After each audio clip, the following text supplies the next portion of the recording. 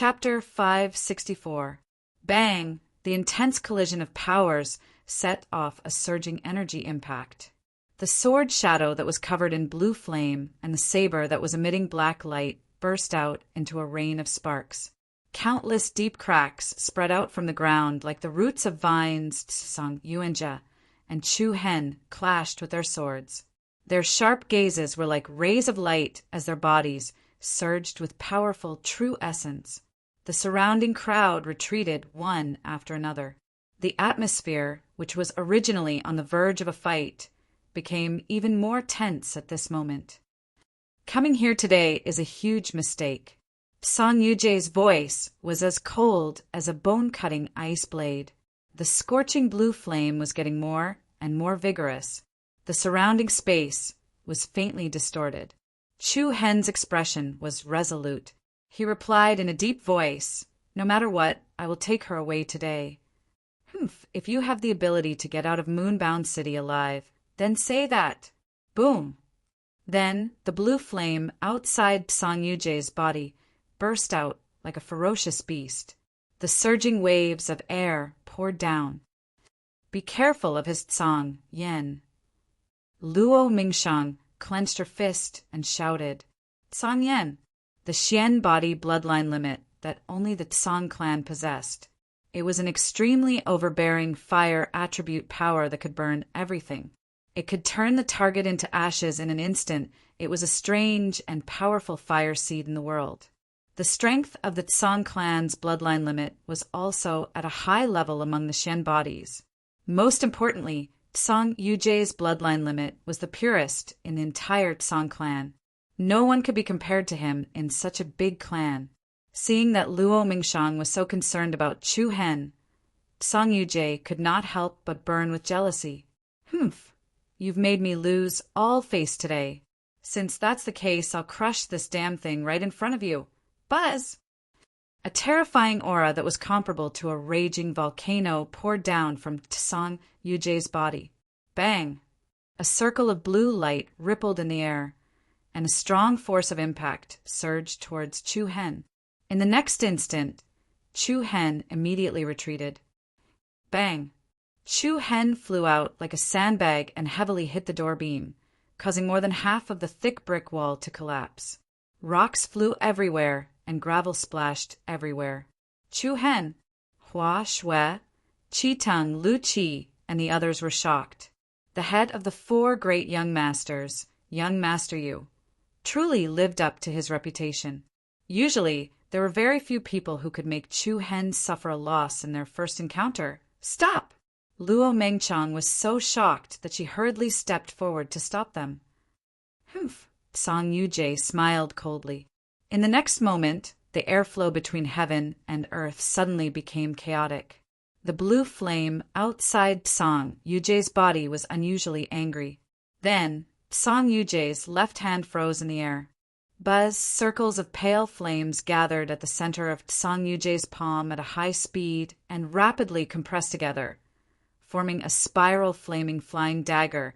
The astonishing energy fluctuations caused the space around them to faintly distort. A murderous aura spread in all directions. You can go and die now. Swoosh!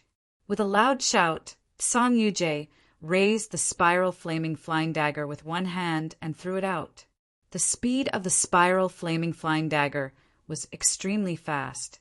It shot out like a shooting star in an instant. The flying dagger rotated rapidly and the flowing blade tore through the air. It was extremely lethal. Rumble! A majestic wave of air swept out, causing the rocks on the ground to explode and a deep ravine to appear. An incomparably ferocious and powerful aura pressed down on Chu Hen. Chu Hen's pupils shrank slightly, and a cold glint appeared in his deep eyes. Bang! In the next moment, the spiral flaming flying dagger directly hit Chu Hen's chest. What? The faces of Qi Ting, Fu Qin, and the others changed drastically. Luo Mingchang's beautiful eyes widened, and her beautiful face couldn't help but turn pale. The blue spiral flaming flying dagger swept up a powerful impact and once again caused Chu Hen to leave his original position. It rushed down like a torrent of a storm. Bang, bang, bang. Hurricanes rose one after another, and strong waves of air penetrated through the space. The rapid gale whistled in Chu Hen's ears. He was unable to control himself and flew backwards. One after another, the buildings in the area behind him were smashed and destroyed. One after another, the houses were flattened to the ground. It was as if Chu Hen was hit by a meteorite and he was taken away. Wherever he went, everything was turned into ruins. After flying for a few miles, there was a loud boom. The spiral flaming flying dagger suddenly blossomed with thousands of rays of light. Together with an extremely violent energy riot, a blue flame soared to the sky and set off a huge mushroom cloud.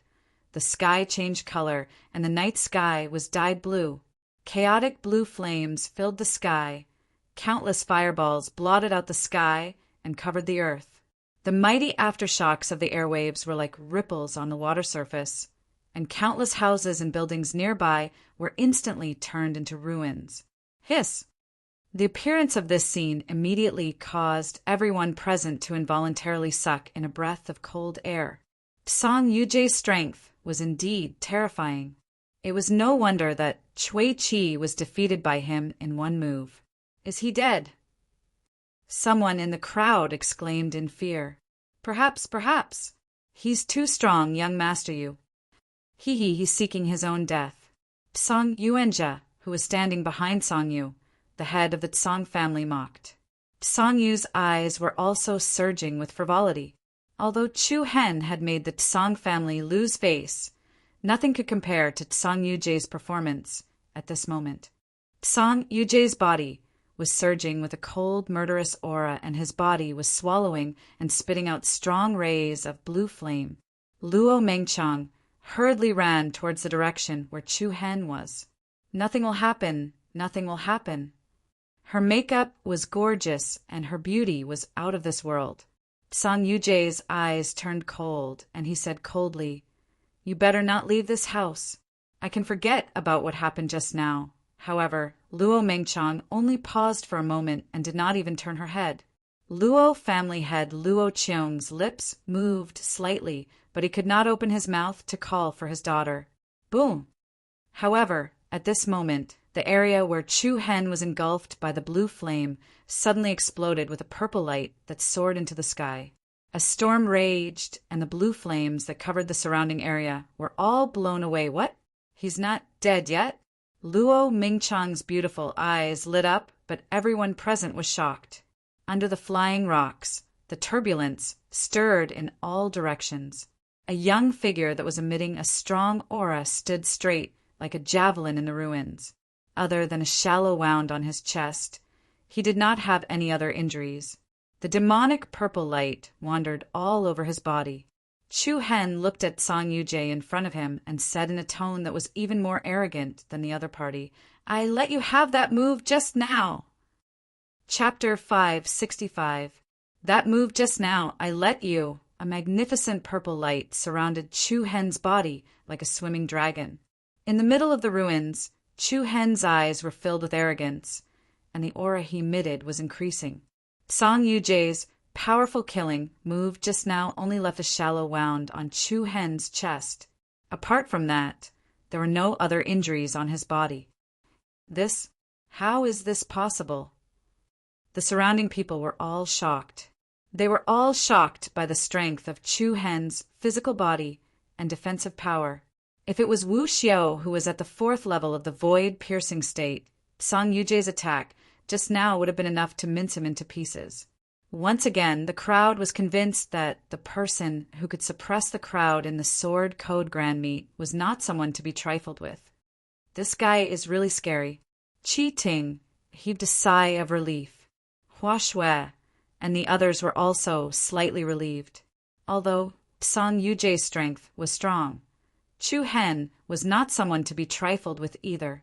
Both of them were evenly matched when they talked face to face. Luo Mingshang's beautiful eyes rippled and her red lips pursed. She was surprised but also worried. She had come to Moon Ocean City since she was young. It could be said that she grew up with Song Yuje and the others. Everyone in Moon Ocean City knew how strong Song Yuje was. Moreover, they were at the gate of the Tsang clan. Chu Hen did not have any advantage in any aspect. Therefore, Luo Mingshang did not want this matter to develop in the form of violent confrontation. Chu Hen, stop it. Chu Hen stopped Luo Mingshang softly. There was a faint purple light dancing in his deep eyes, and a circle of strange energy quietly spread out. Matters between men should be settled by men themselves. Chu Hen clenched his fist, and a surging purple light burst out. He pointed his finger at Song Yuje and shouted, "If I win today's battle, I will bring her away. If you win, I, Chu Hen, will leave my life in Moon Ocean City. Do you dare to accept the challenge?" A majestic, domineering aura filled the world. Arrogance. Absolute arrogance. Provocation. It was a provocation that sounded like the roar of a tiger or dragon. The dream of dressing up a butterfly arouses pity, the young frivolous for beauty. Luo Mingshang's tender body trembled slightly, and her jade-like hands could not help but cover her red lips. She never imagined that Chu Hen would actually say such a thing. Luo Mengchang had already made up her mind that no matter what happened today, she would stay by Chu Hen's side. He had already missed it once, so he definitely wouldn't miss it a second time. Even if their fate was shallow, how could their love be so deep? At this moment, while many people in the Moon End City were surprised by Chu Hen's determination, they were also somewhat envious of Luo Mengchang. She was the only one who could make the top geniuses of the two provinces fight for it. You want to bet with me? Do you think you are worthy? Song Yuje stepped into the air. The dragon-engraved treasure sword was surrounded by flames, emitting scorching heat waves. Chu Hen sneered, "Do you dare to fight? Do you think I'm afraid of you?" A surging murderous intent permeated between heaven and earth. As soon as he finished speaking, Song Yuje set off a wave of flames and flew out. Song Yuje's speed was as fast as lightning, and he instantly turned into a huge blue fireball. It was like a meteorite covered in blue flames, attacking Chu Hen. The rubble in the ruins seemed to be blown up by a storm, and bits of sparks and fire rose up wantonly. Falling flame. The strong air wave that was comparable to a torrent came crushing all the way, and the bricks and tiles on both sides of Chu Hen were all washed away. Chu Hen's eyes were slightly cold, and a silver starlight exploded from his palm, instantly covering his entire arm. The dazzling starlight flowed up and down, and the light patterns flickered. It looked like his entire arm had become crystal clear. In the next moment, Chu Hen threw out a punch with the power to suppress the mountains and rivers, and it hit the blue fireball solidly. Opening Sun Fist. Boom! A deafening heavy explosion suddenly exploded, and the scorching flames and the dazzling starlight suddenly exploded in midair. Chu Hen's legs immediately sank into the ground, and a circle of horrifying shock wave swept out in all directions. The bricks on the ground crumbled inch by inch, and a thick layer of soil was blown up. Many buildings nearby were shaken and flattened. Then there was another bang sound, and the fireball that wrapped around Song Yuje exploded from the middle. Thousands of fireballs fell down like rain, flying between heaven and earth, and smashing onto the ground around. Boom! As soon as the fireball landed, it was as if it had landed on fuel, and it immediately burned vigorously. In just a blink of an eye, the area where Chu Hen was suddenly turned into a sea of fire, and the scorching flames scorched the heaven and earth. The people in the Moon End City nearby were so frightened that they hurriedly hid behind. You're just a cornered beast. How long can you hold on? Song Yuje looked at Chu Hen, who was in front of him with a face of indifference. Chu Hen, who was surrounded by the flames, was like a purple shadow in the blue sea. The purple glow that was circulating around his body protected his entire body and blocked out the raging flames around him. "I can hold on until the moment you lose," Chu Hen retorted coldly. Song Yuje's lips curled into a contemptuous smile, and his eyes turned cold. He shouted in a deep voice, I said you can't hold on. Buzz, buzz. Before his voice died away, a violent wave of energy surged out of Tsang Yuje's body. Chu Hen's pupils shrank slightly, and then, without saying a word, he instantly disappeared from where he was and retreated backward. Bang! Just as Chu Hen took a step back, a blue light beam that was condensed by the flames shot up to the sky and went straight up. The powerful blue light beam was shocking. It reached 1,000 feet into the sky, and it released a heaven-breaking power that made people's hearts palpitate. The spectators from afar were secretly shocked. Tsang Yuje's attack was indeed impossible to defend against. If Chu Hen's reaction had been a step slower, this battle would have ended right there and then.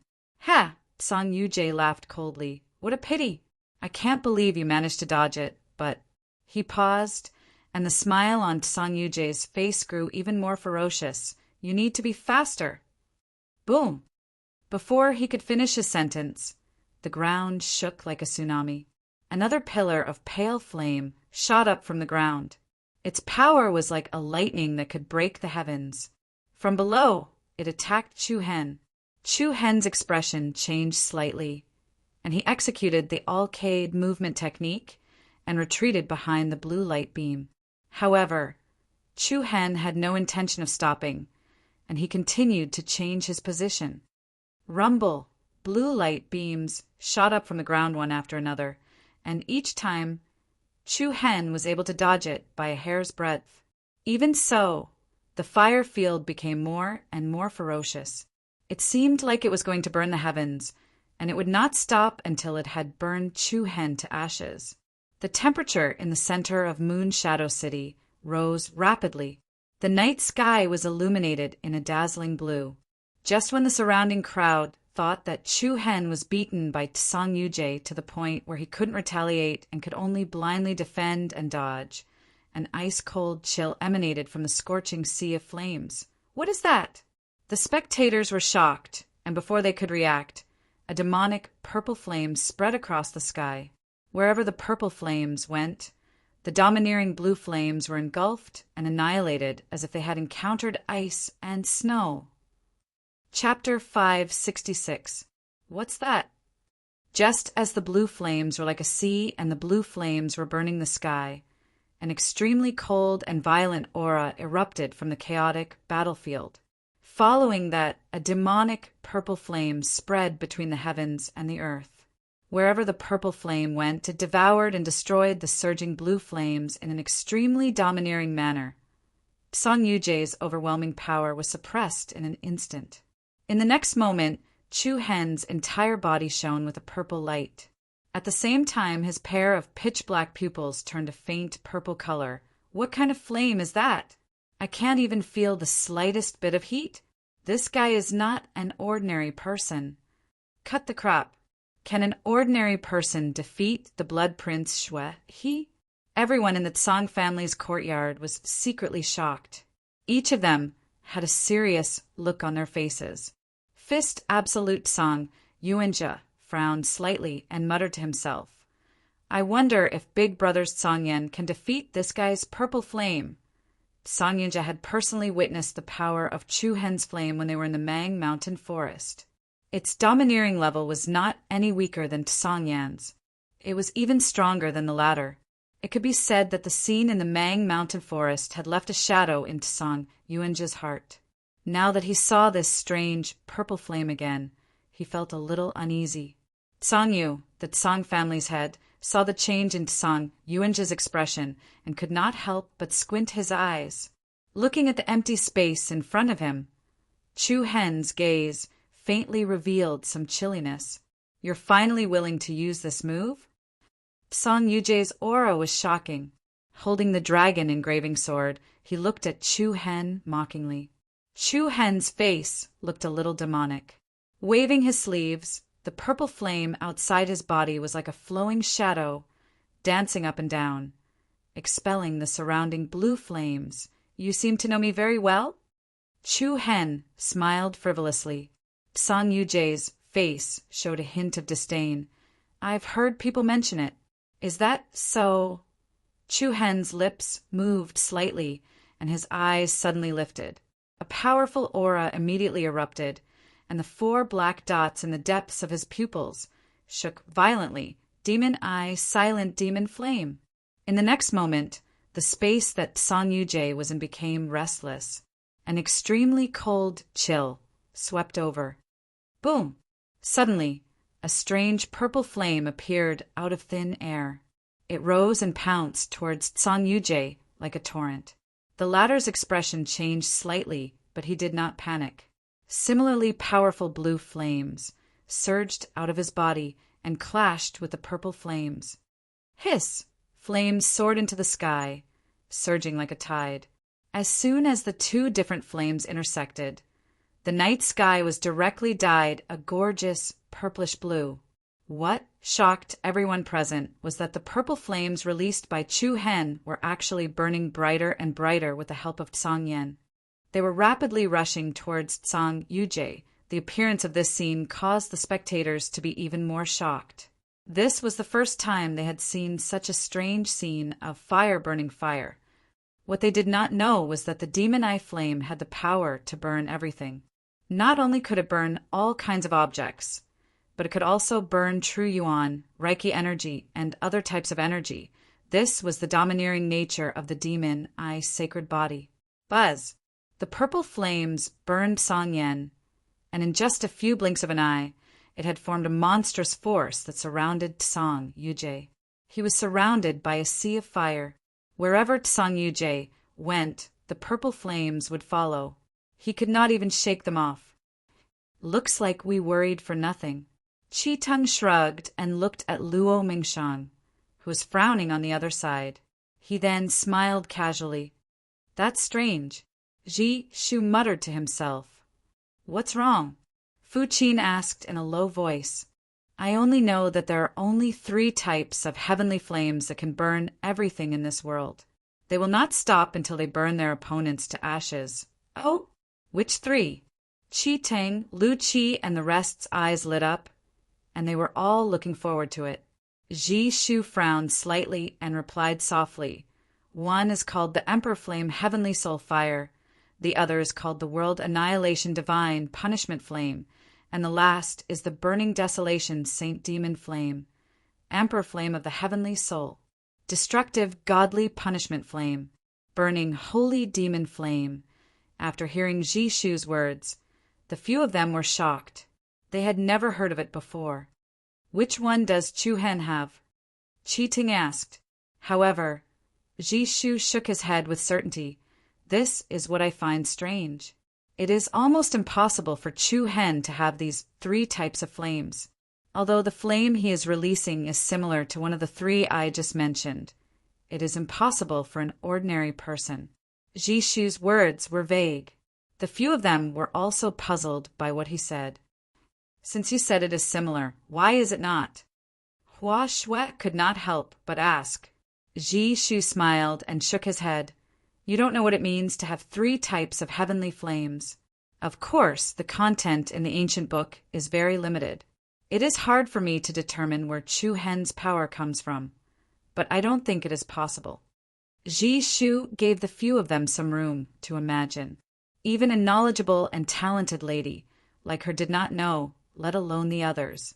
However, after hearing Ji Shu's words, everyone could not help but feel that Chu Hen had many more secrets, and they would never be able to see through him. It was undeniable that such a person was absolutely terrifying. Fortunately, they were on the same side. Buzz, buzz! The sky above Moonbound City was in a state of unrest. The cold aura and the scorching airwaves were mixing. The black that in the depths of Chu Hen's pupils was shaking slightly. The power that was released each time seemed to contain the power to move mountains and rivers. The purple flame that was getting more and more furious was advancing step by step. It quickly engulfed the flames around Song Yuje and rushed towards his body. Hey, it's really clingy! Suddenly, Song Yuje smiled coldly. His eyes flashed coldly. Then, the dragon-marked sword in his hand shone brightly and released a dazzling blue light. What? The people below were slightly shocked. Anyone could feel that Song Yuje's aura had increased by several folds. The hurricane was howling and the heat waves were monstrous. The true essence of a rank 6 void-piercing realm exploded. Song Yuje raised his arms and his head. Rumble. In the next moment, dozens of blue light pillars shot up into the sky. The powerful light pillars were more than 100 feet long. It was like a holy light breaking through the sky, piercing through the purple flame that was spreading around. The purple flame was like a blossoming cloud, spreading out wantonly. Song Yuje pointed his sword at Chu Hen with a threatening aura. Chapter 567. Rumble. More than 1,000 zhang tall pillars of blue flame shot up into the sky. It was as though a holy light had pierced through the sky and dispersed the purple flames surrounding Song Yuje. The raging airflow swept in all directions, and the purple flames were like a colorful rain that was blooming, dazzling, and especially gorgeous. Song Yuje's aura continued to grow. It was chilly and his eyes were cold. He pointed his sword at Chu Hen and said, "You do have some ability, but that's all there is to it. That's all there is to it." As soon as he said that, everyone outside the battlefield was shocked. They saw that the blue flames around Song Yuje were like a tsunami. In the next moment, Song Yuje moved his palm and the dragon carving sword in his hand shot out and shot up into the sky. The shocking sword aura exploded and streams of flowing light swirled around the sword. It was like the shadow of a flying shuttle that had been traveling for thousands of years. Then, the dragon carving sword shone brightly. At the same time, the dozens of pillars of blue flame seemed to have received a summon. They became extremely restless and agitated. They stirred the airflow in all directions and gathered towards the sword like a tornado. Rumble, the sky and earth spun, and the wind blew away the clouds. More than 1,000 zhang tall pillars of blue flame surrounded the sword and formed a majestic blue whirlpool. Endless heat waves shrouded Moon City below. A storm was brewing, and the city was about to be destroyed. Song Yuje stood proudly under the huge blue whirlpool and exuded a terrifying aura of control. At this moment, everyone could feel the dangerous aura from Song Yuje. "Huh." A sinister smile appeared on Song Yuje's face. He stretched out his left arm that was wrapped around the blue flame as though he was giving a death order.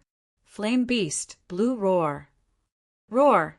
As his mocking and disdainful words fell, a deafening roar of a ferocious beast reverberated in the sky above Moon City. A huge fireball rushed out of the majestic blue whirlpool. Then the fireball spread out and a huge unicorn Pegasus emerged from the flames. The unicorn heavenly horse's body was more than 1,000 meters long, and it was majestic and domineering.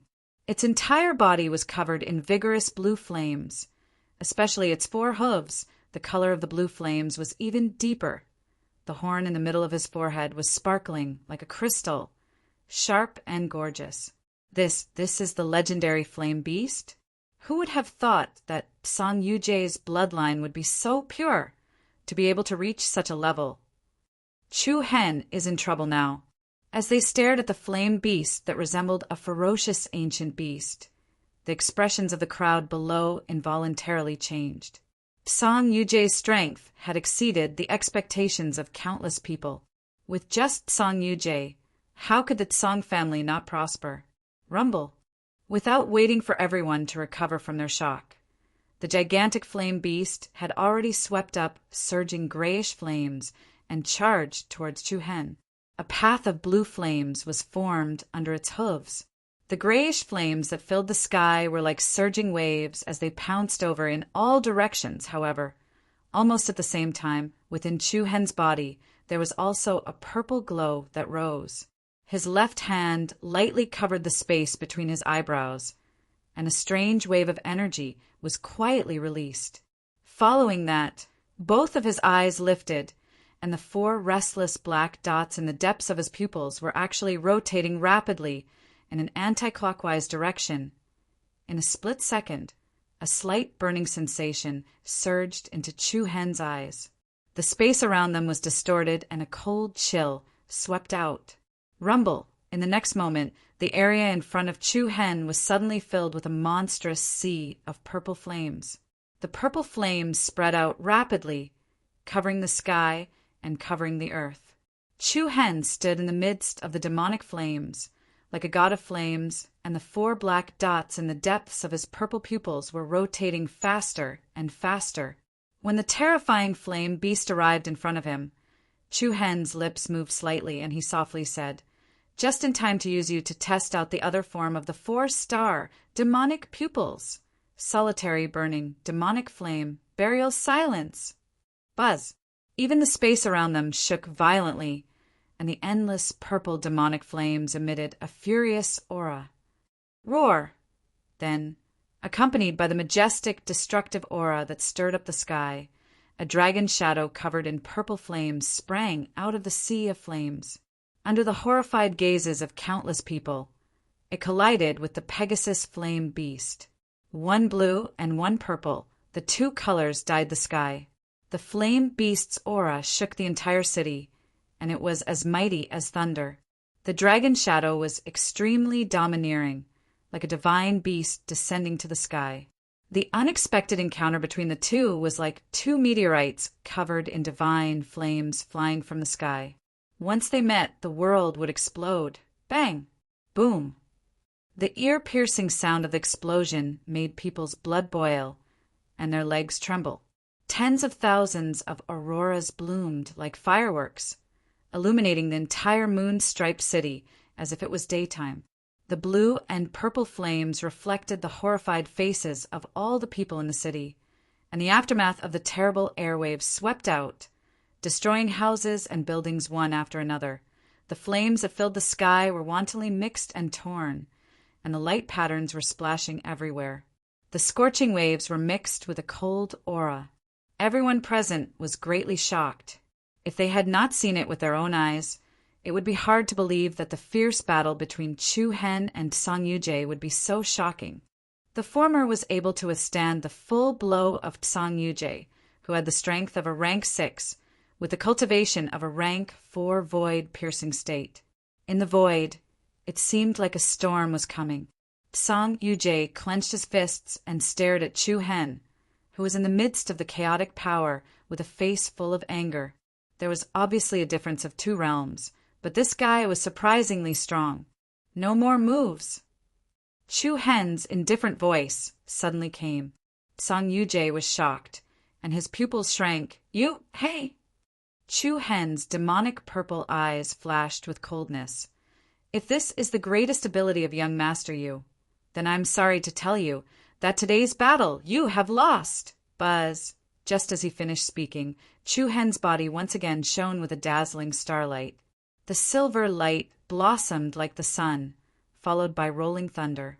Endless silver light actually descended from the sky, penetrated through the thick clouds, and sprinkled on the ground. Everyone's pupils shrank, and they saw the thick clouds above Song Yujie rapidly disperse.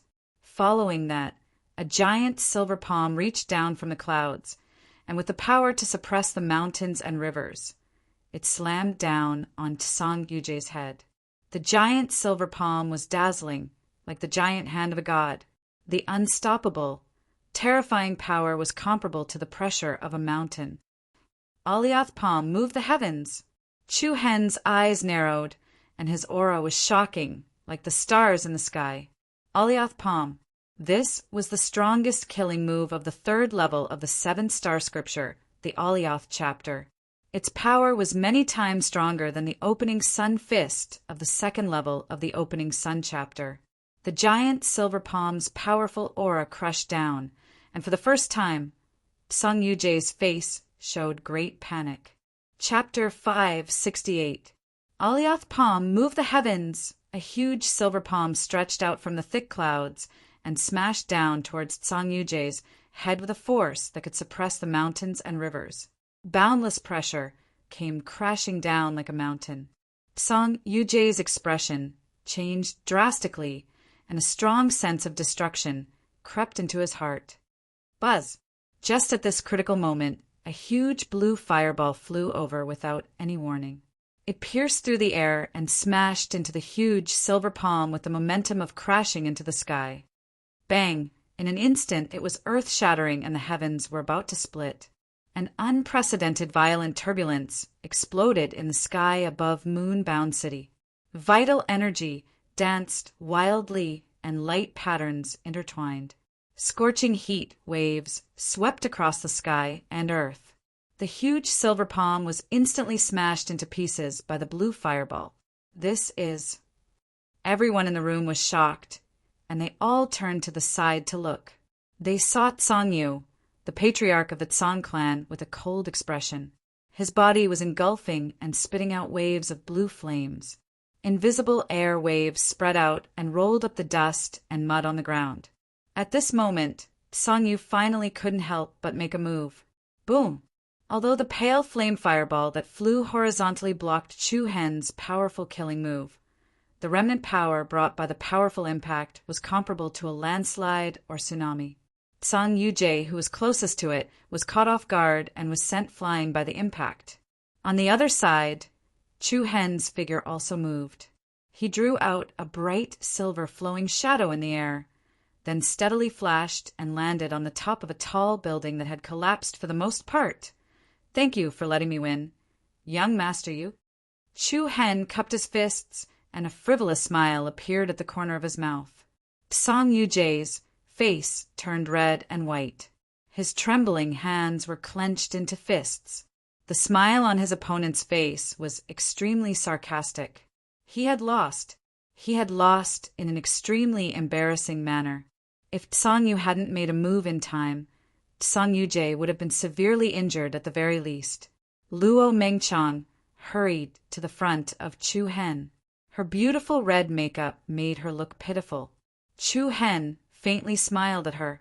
I said before that I would bring you away. His gentle words tugged at the heartstrings of the beauty.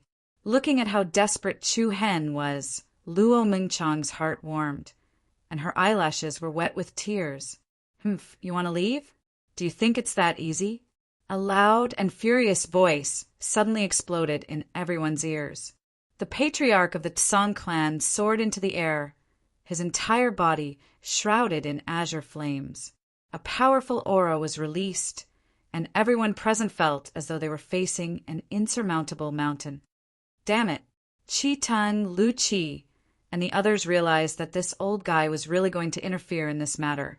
Everyone's expressions were solemn, and their faces were filled with anxiety.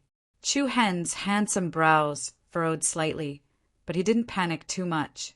He said, Master Tsang, why are you doing this? Just now, I made a promise with your young master. If I lose, I'll leave here with my life.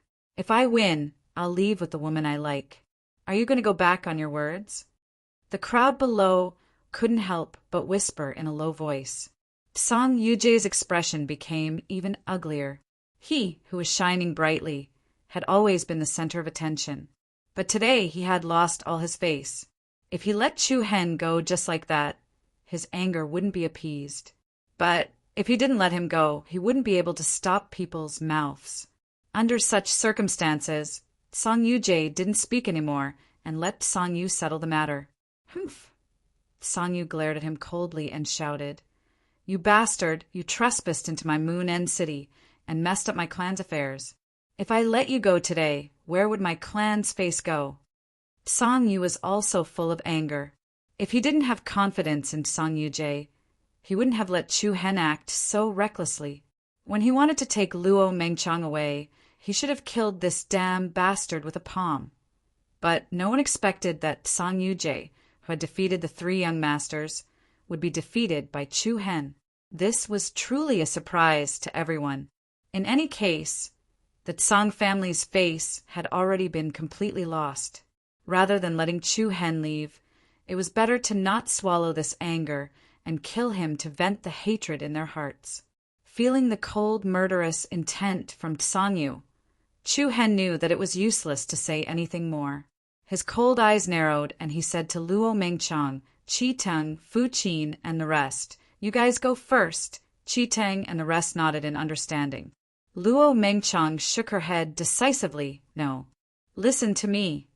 Chu Hen replied solemnly, "You guys go first." Luo Mengchang bit her red lips with her silver teeth, and her beautiful eyes were filled with nervousness. Under normal circumstances, Luo Mengchang would listen to Chu Hen because she knew that Chu Hen had a better chance of escaping alone. But this time he was facing Song Yu, the #1 expert in Moon End City, a top expert in the profound world realm. She would never leave Chu Hen alone, even if she had to stay in the end. She wanted to tell him that she was already very satisfied that he was able to come today. Whoosh! Suddenly, right at this moment, a ghastly and ferocious aura suddenly assaulted them.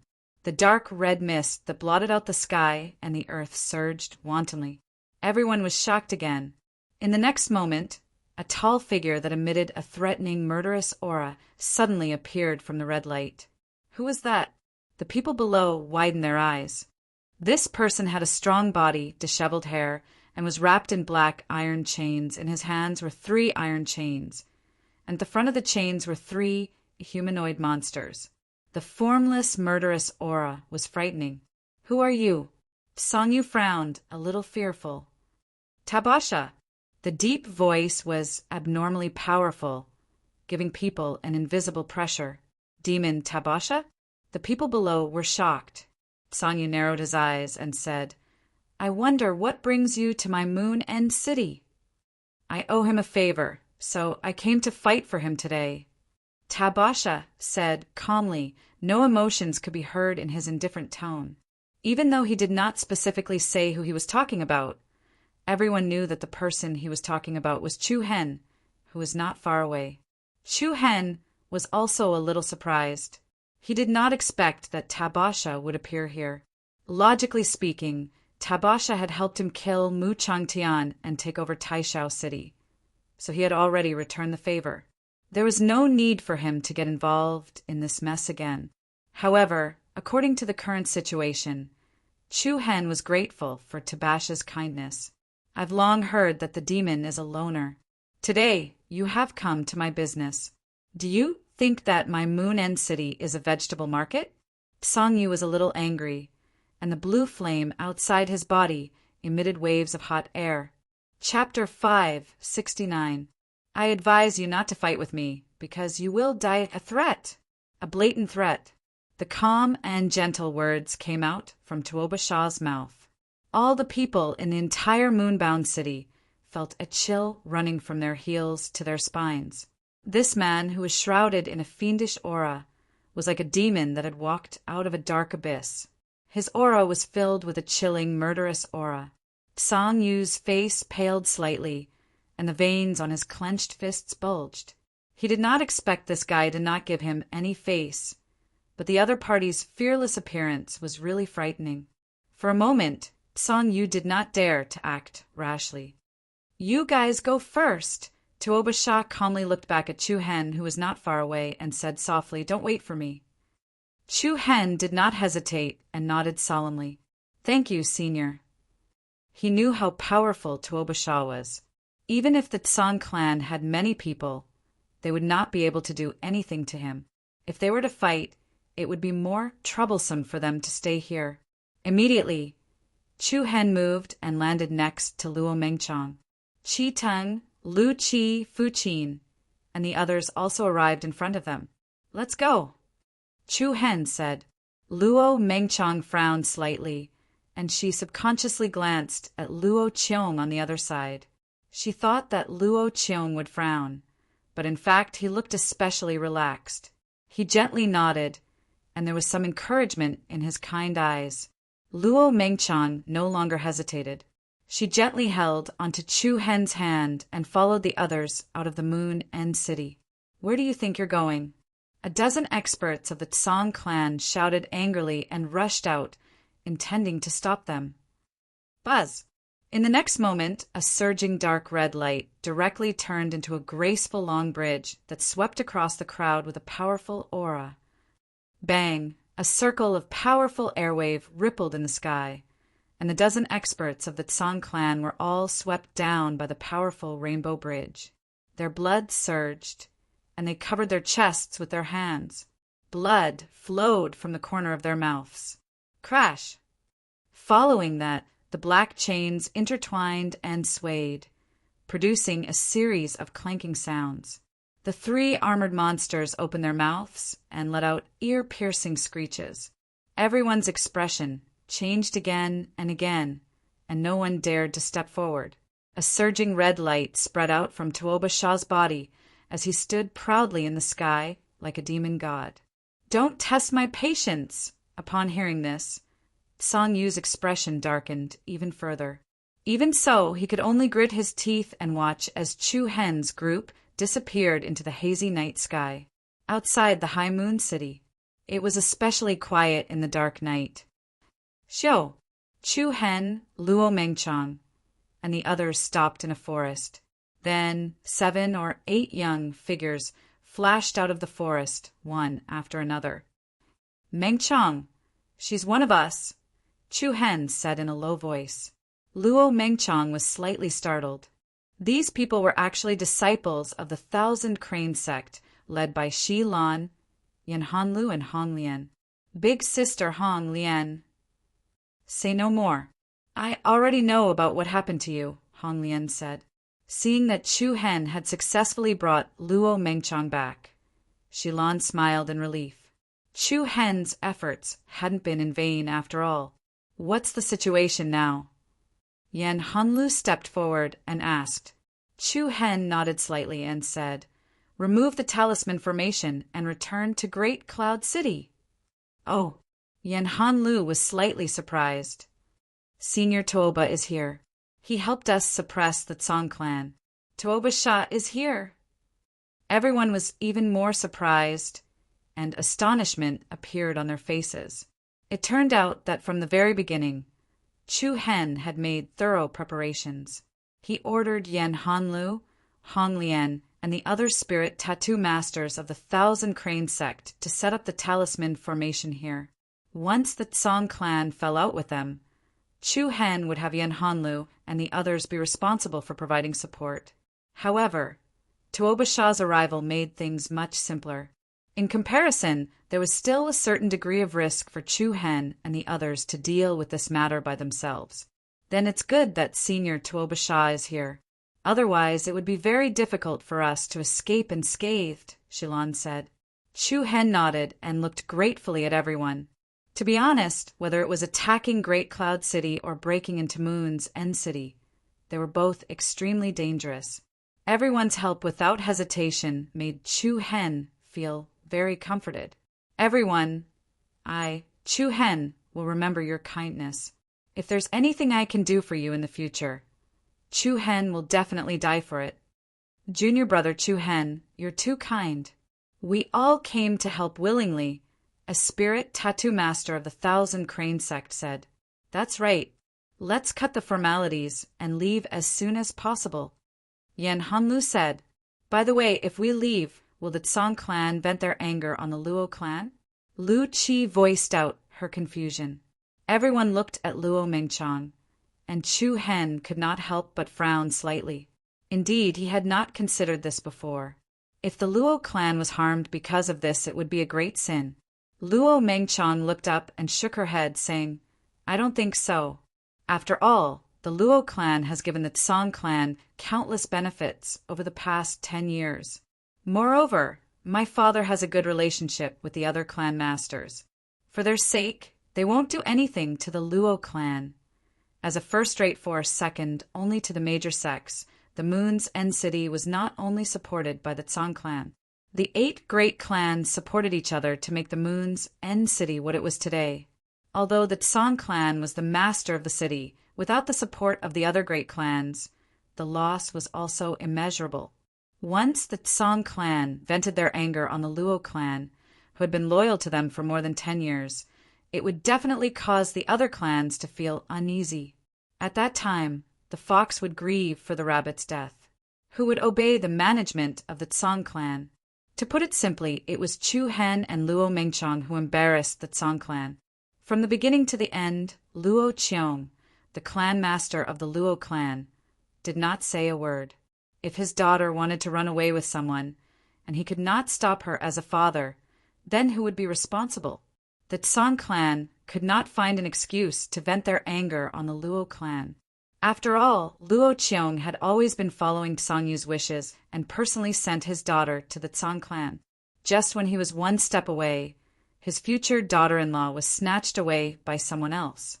It was not the Luo clan's fault, but Song Yuje's incompetence. Who would be responsible then? I think so too. If the Tsang clan still wants to save face, they won't vent their anger on the Luo clan. Qi Ting also chimed in. Everyone nodded in agreement. No matter how shameless the Tsang clan was, the Luo clan could just leave. They had already taken back Taishao City, so there was no need to worry about not having a place to settle down. Immediately, everyone didn't delay any longer, and they all moved and disappeared into the night sky. In the blink of an eye, several days had passed. The entire province was plunged into chaos.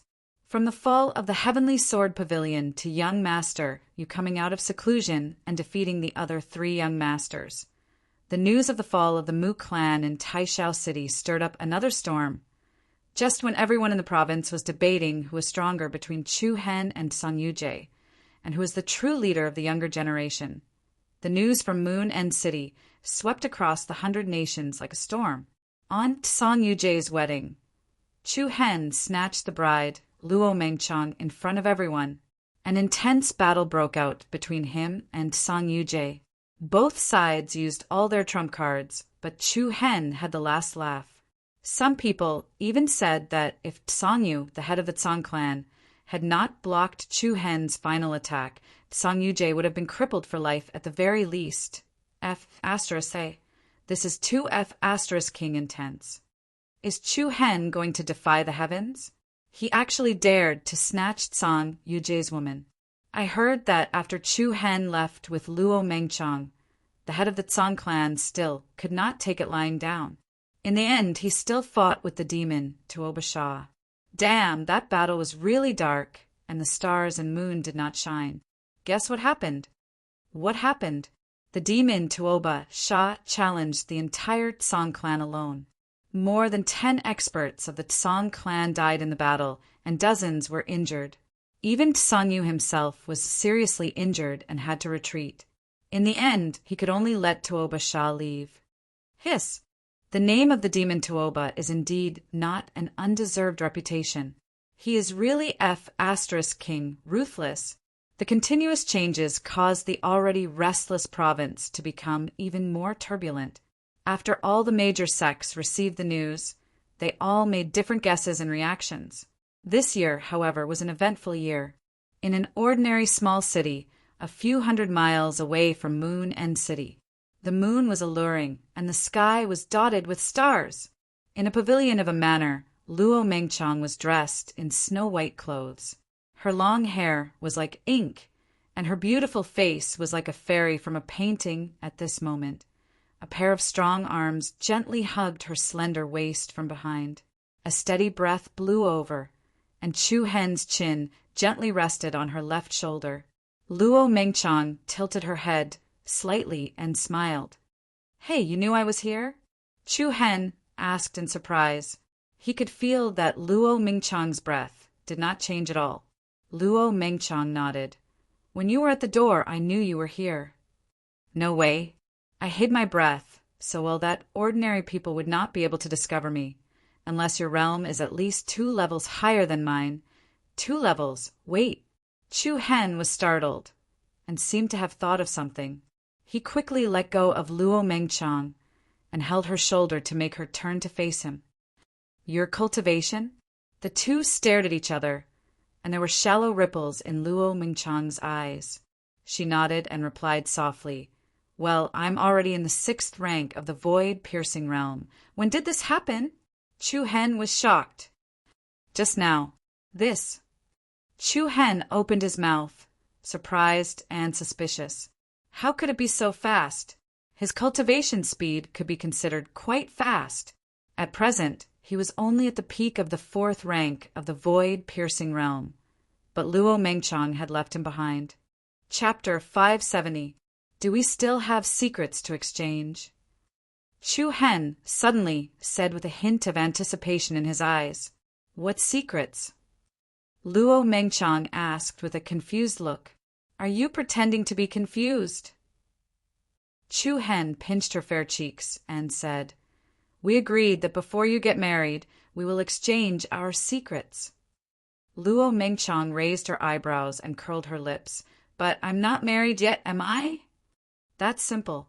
After you tell me, I will send you back to Moon End City.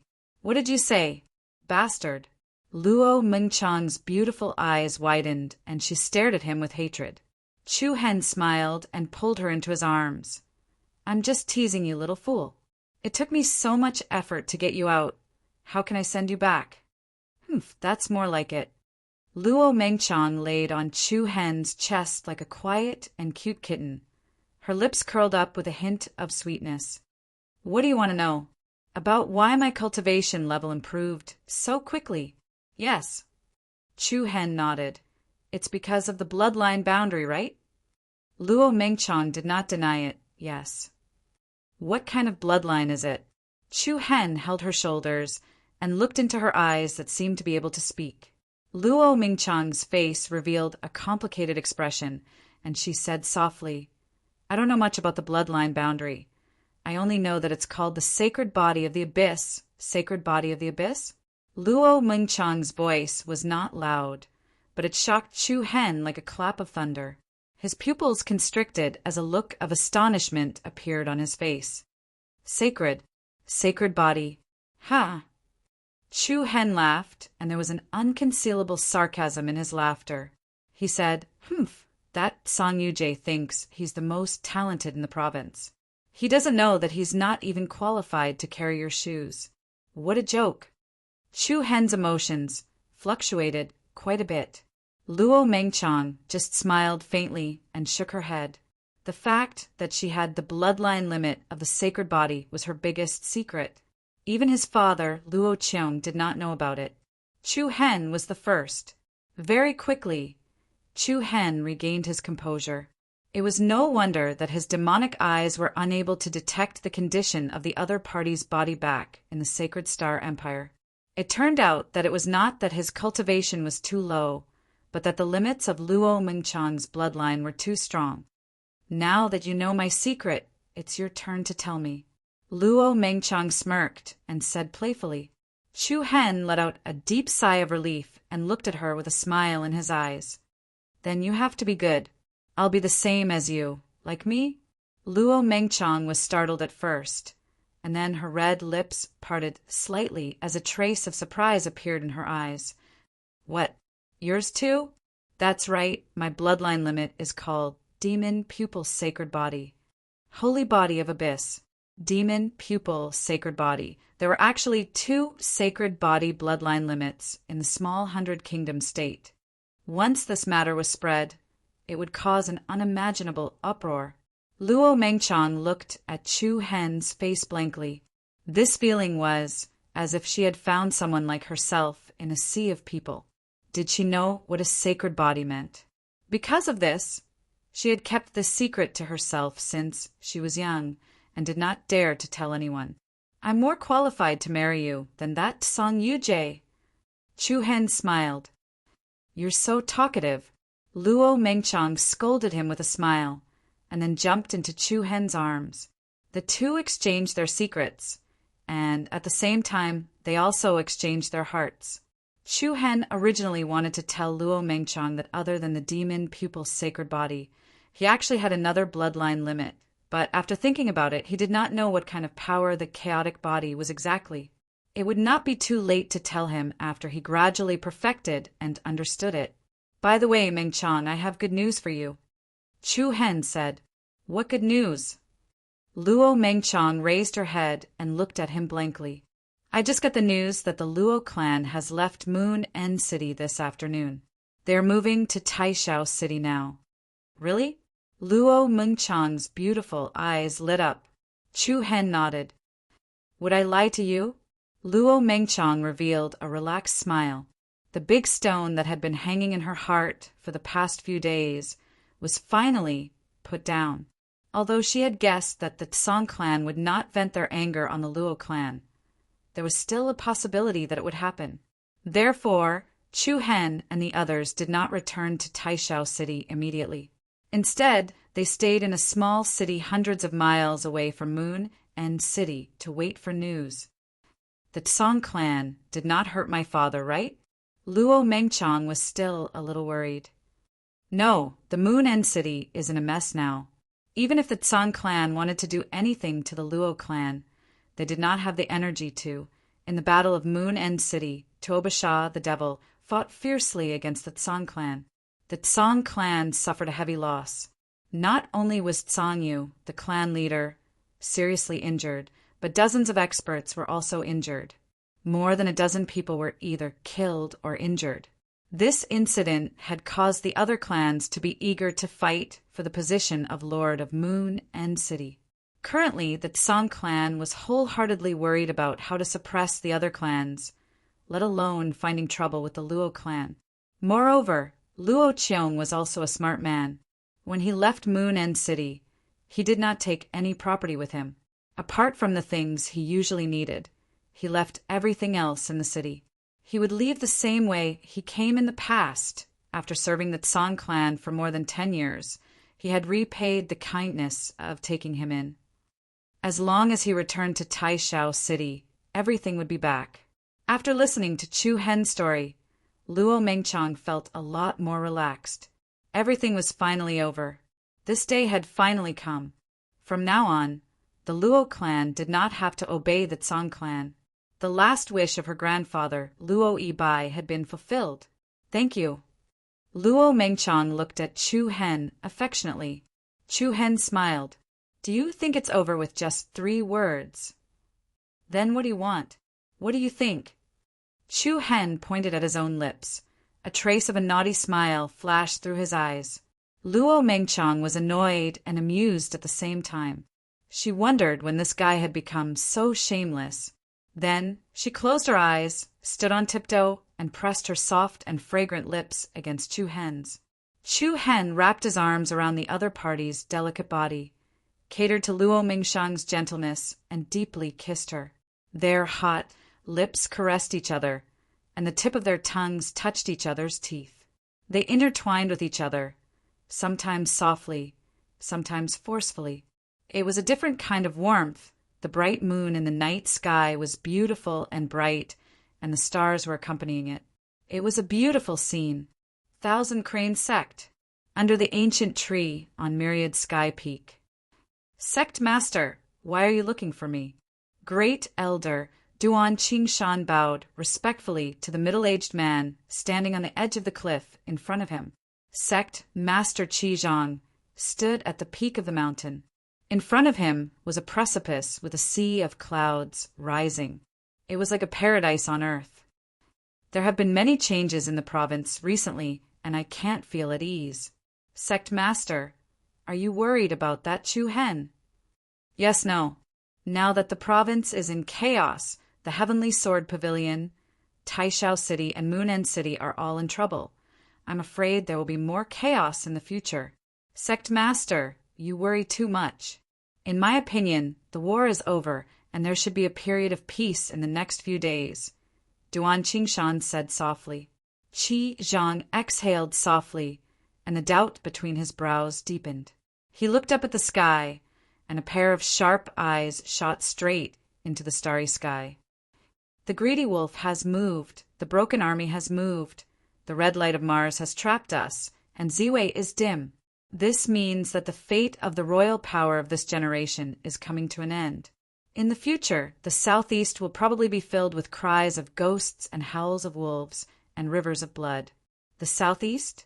Chapter 571. In the morning it was raining and dewy. It was dawn on the horizon. A ray of soft golden sunlight poured down and shone on the handsome face of a young man sitting on a bench in the gazebo. Under the holy light, the handsome face was so white that it was almost transparent. Following that, a lock of beautiful, ink-like hair slid down from the man's chest. A beautiful young woman slowly stood up, her slightly drowsy eyes filled with a hazy beauty. "You're awake." A gentle voice was heard. The man had opened his eyes at some point, and the corners of his mouth were slightly raised with a smirk. Luo Mingshang's red lips were slightly raised, and she was about to stand up. However, before she could sit up, she was pulled back by a pair of steady arms. Luo Mingshang, who was caught off guard, slipped and fell into Chu Hen's arms. The two faced each other, staring at each other. "Let go of me." "No way." Chu Hen smiled mischievously. "It's already dawn. It won't be good if we're seen by others." Luo Mingshang said with a little worry. "What are you afraid of?" "I'm not hugging someone else's wife. I'll let you go after a kiss." "No, you rascal." "Then don't even think about running away." Chu Hen had a look of, "What can you do to me?" "Humph. If you don't let go of me, I'm going to make a move. The current, you may not be able to beat me." Luo Mingshang shook her small fist. "Who's afraid of who? We're both holy physiques. Besides, if you kill me, you'll be murdering your husband. You'll be drowned in a pig cage." Pfft. Luo Mingshang could not help but laugh. Her beautiful eyes turned and she scolded. "Humph. You're the one who'll be drowned in a pig cage. You're a pig." Just as the two of them were still fooling around, the sound of soft footsteps came from afar. Someone was coming. Luo Mingshang was shocked, and she quickly pushed Chu Hen away and got up from the bench. "Sister, Shi Lan." Luo Mingshang was a little embarrassed as she glared at Chu Hen next to her. Shi Lan was standing more than 10 meters away in a daze. She happened to see the scene just now, and a hint of sadness flashed across her face. Then she smiled gently and said, "It seems that I came at the wrong time. Sorry to disturb you." "No, we are also preparing to go out." Luo Mingshang explained. "You're here so early. You must be looking for me, right?" Chu Hen slightly tidied up his slightly wrinkled clothes, then stood up and said with a smile. Shi Lan shook her head. "It's nothing. I just came to tell you that we're returning to the 1,000 Crane sect." "Oh, so fast?" In a quaint hall, Chu Hen and Luo Mingshang stood on top, while Hua Shui and Qi Ting stood on both sides. As for Shi Lan, Yan Hanlu, Hong Lian, and the others, they prepared to bid farewell to everyone. "Junior brother Chu Hen, we've been away from the sect for so long. It's time for us to return. Once you're done with your matters, why don't you come back to the sect for a while?" Zhen Ju Yan Hanlu smiled.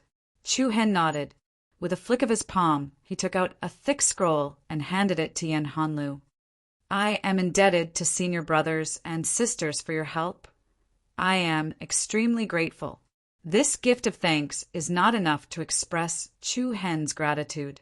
I hope that senior sister will accept it first, then you can give it to the other senior brothers and sisters later." "What is this?" Yan Hanlu asked. "Something you want." "Something I want? Do you know what I want?" Before she finished speaking, Yan Hanliu's beautiful eyes lit up. She looked at him expectantly. "Could it be?" Chu Hen smiled. "Senior apprentice sister is indeed exceptionally intelligent. Thank you so much." "I'll accept this." Yan Hanlu took the scroll impatiently. Hong Lian and the others behind her were also overjoyed. There was only one thing that could make Yan Hanlu so excited. It was the ancient book of runes left behind by Earth Rune Master Shifengzi. She never thought that Chu Hen would gift such a precious thing to someone. After all, any rune technique left behind by Shifengzi was enough to make the entire province region's rune technique masters fight until their heads bleed. Others would hide such a precious treasure and would never take it out to give it to others. However, after the incident in Grand Cloud City and Moon End City, Chu Hen had already regarded Yan Hanlu and the others as friends of life and death. Since they were friends, he trusted completely. The stronger they were, the better. Therefore, Chu Hen would not be stingy in this regard. "Chu Hen, something happened." At this moment, Lu Qi hurriedly walked in from the door. Her words caused the atmosphere in the hall to fall silent. Many pairs of confused eyes looked at her. "What's wrong? What happened?" Chu Hen took a step forward. Lu Qi slightly calmed her breathing. Her innocent face was slightly solemn at this moment. His Majesty Wu Feng just sent news. It said that the Sacred Star Dynasty's imperial family has made a move. Sacred Star Dynasty. These 4 words, which he had not heard for a long time, suddenly entered Chu Hen's ears. It caused waves to surge in his heart. This was the place where he grew up. It was the place where hatred was born. Continue, Chu Hen said, his voice faintly becoming deeper. It said that the enlightened monarch of Sacred Star Dynasty, Huangfu Yuanxia, went to the Hidden Wind region. Enlightened monarch Huangfu Yuanxia. How could Chu Hen, who had grown up in the Sacred Star Dynasty, not have heard of the enlightened monarch? Huangfu Yuanxia was the imperial uncle of the current emperor, Huangfu Hao. This person was brave, good at war, and invincible. During the time of war, he commanded the 3 armies and went on expeditions to the east and west. He massacred cities and plundered the land, turning countless cities into bloody hell. Among the many famous generals of the Sacred Star Dynasty, Huangfu Yuanxia was number 1. Even the illustrious West Ocean general with outstanding military achievements was weaker than Huangfu Yuanxia in terms of influence in the West Ocean. Huangfu Yuanxia went to the Hidden Wind region? Chu Hen frowned slightly. Yes. Lu Qi nodded and affirmed. Back then, our Misty Wind Dynasty and the Sacred Star Dynasty signed an agreement that the armies of both countries could not cross the border of the Hidden Wind region. But what? But Huangfu Yuanxia did not directly attack Long Qingyang and the others. Instead, he instigated and united a few major forces in the Hidden Wind region to eliminate the family of generals. Killing with a borrowed knife? Bastard. Chu Hen's pupils shrank slightly, and a chilling aura covered his entire face. Everyone present was shocked by the chilling aura emitted by Chu Hen. Luo Mengchang quickly went forward to calm him down. Don't worry too much. Let her finish first. Isn't there still the Misty Wind Dynasty? Hua Shui could not help but interrupt. She said, "What's there to be afraid of when your dynasty is involved?" "You're thinking too simply." Qi Teng, who was also from the royal family of the Boulder Dynasty, shook his head and said, "Between dynasties, the treaties signed by the major countries are very important. Once you violate the content of the treaty, you will definitely be discussed and punished by other countries. Even if the Misty Wind Dynasty wants to help, they can't directly send people to participate in this matter." "What kind of stupid rule is this?" Hua Shui muttered unhappily. Qi Ting sighed and said, "You're saying this because you haven't seen the cruelty of war. Only this kind of mandatory treaty can restrain the conflicts between countries. Unless the 2 countries shed all pretense of cordiality and start a large-scale war. Otherwise, they will never violate the treaty." The others nodded thoughtfully. Indeed, because of the special geographical location of the Hidden Wind region, it was not bound by the 2 countries. That was why Long Zhan had Long Qingyang escape there with Chu Hen and the others. Lu Qi pursed her lips and continued, "Although the Hidden Wind region is not big, there are still a few powerful forces. They rely on their unique geographical location and do not pay much attention to the royal family. If they want to act, I'm afraid. What's the situation now?" Chu Hen's eyes flashed with a cold light. "According to the news I received today, Huangfu Yuanxia has already met with the 3 major forces of the Hidden Wind region. All 3 forces have taken action. As for the family of generals established by Long Qingyang, they have also stopped all operations on the periphery. In addition, the Su family of Gouge City has sent many experts to support them." Gouge City Su family. Chu Hen's expression softened. When he first arrived at the Hidden Wind region, he had accidentally befriended the eldest daughter of the Su family, Su Yurong. He had also helped Su Yurong win the position of the family head in the crafting competition, and then helped the family head, Su Hao, repair the damaged street tree so that he could regain Reiki energy. Chu Hen did not expect the Su family to be so generous in such a time of crisis. This made Chu Hen feel a sense of warmth in his heart. Chu Hen, I think the real target of the Sacred Star Dynasty is not Long Qingyang, but you. Qi Tang said what was on his mind. I think so too, Lu Qi said. No matter how fast the forces established by Long Qingyang develop, they will not attract the attention of the Sacred Star Dynasty in such a short period of time. The one that they truly feel is a threat to is you. So, we need to plan our next move at length. Everyone present was a smart person. Back then, Chu Hen and the royal family of the Sacred Star Dynasty had a falling out, and he had cut off half of the Divine Queen's shoulder in front of everyone in the city. In the end, he had even been hunted down by the ancestors of the royal family. It could be said with absolute certainty that the royal family had been secretly tracking Chu Hen's whereabouts all these years. Who would have thought that after Chu Hen he would cause all kinds of shocking sensations in the province, one after another, especially the battle at the Sword Law Festival, the incident at Taishao City, and the battle at Moon End City. The speed of Chu Hen's growth had finally made the Sacred Star Dynasty feel uneasy. A potential threat like this was too unsettling. If they did not get rid of him as soon as possible, the Sacred Star Dynasty would be destroyed by Chu Hen sooner or later. Instead of feeling uneasy, it was better to strike first. After investigating everything around Chu Hen, the Sacred Star Dynasty finally stopped delaying. Before Chu Hen fully matured, they had to kill him as soon as possible.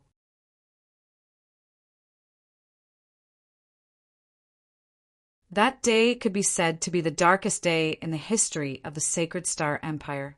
In a state of extreme anger, Chu Hen flew into a rage and caused a storm in the city.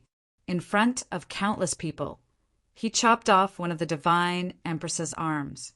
In the end, it alarmed the imperial ancestor of the Sacred Star Empire, causing the entire Sacred Star Empire to be turned upside down. Now that he thought about it, these things seemed to have happened just yesterday. After getting to the bottom of it, the fuse that caused the storm in the city was the strange murder of the Wei family's young master, Wei Qingfan.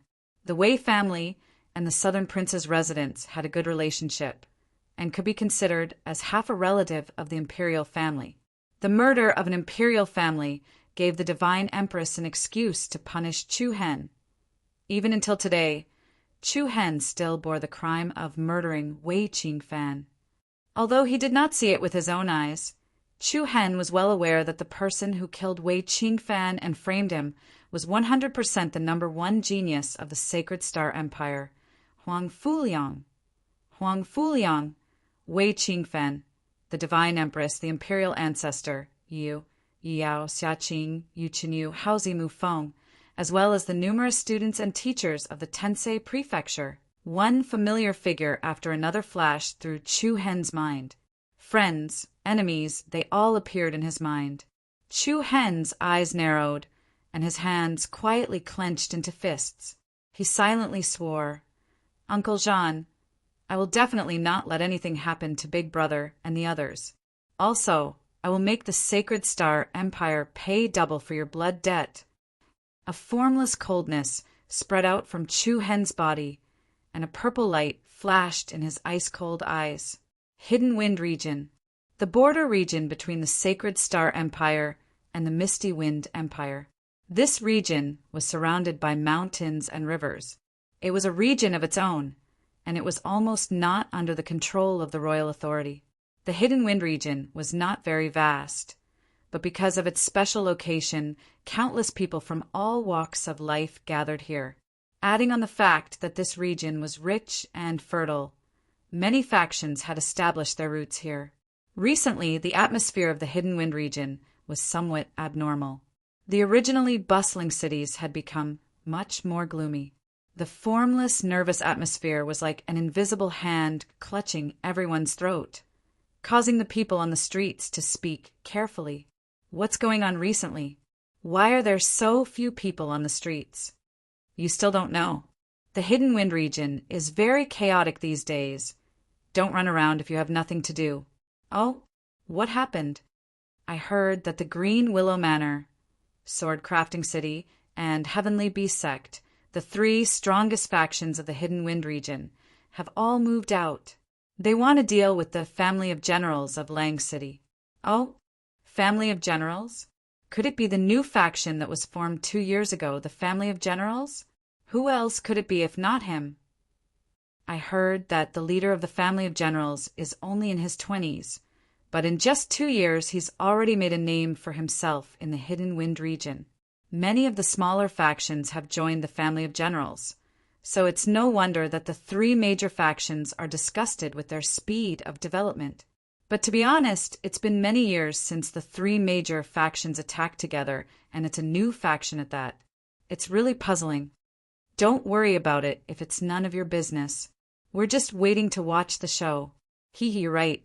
I bet we'll hear the news of the family of generals being razed to the ground tomorrow.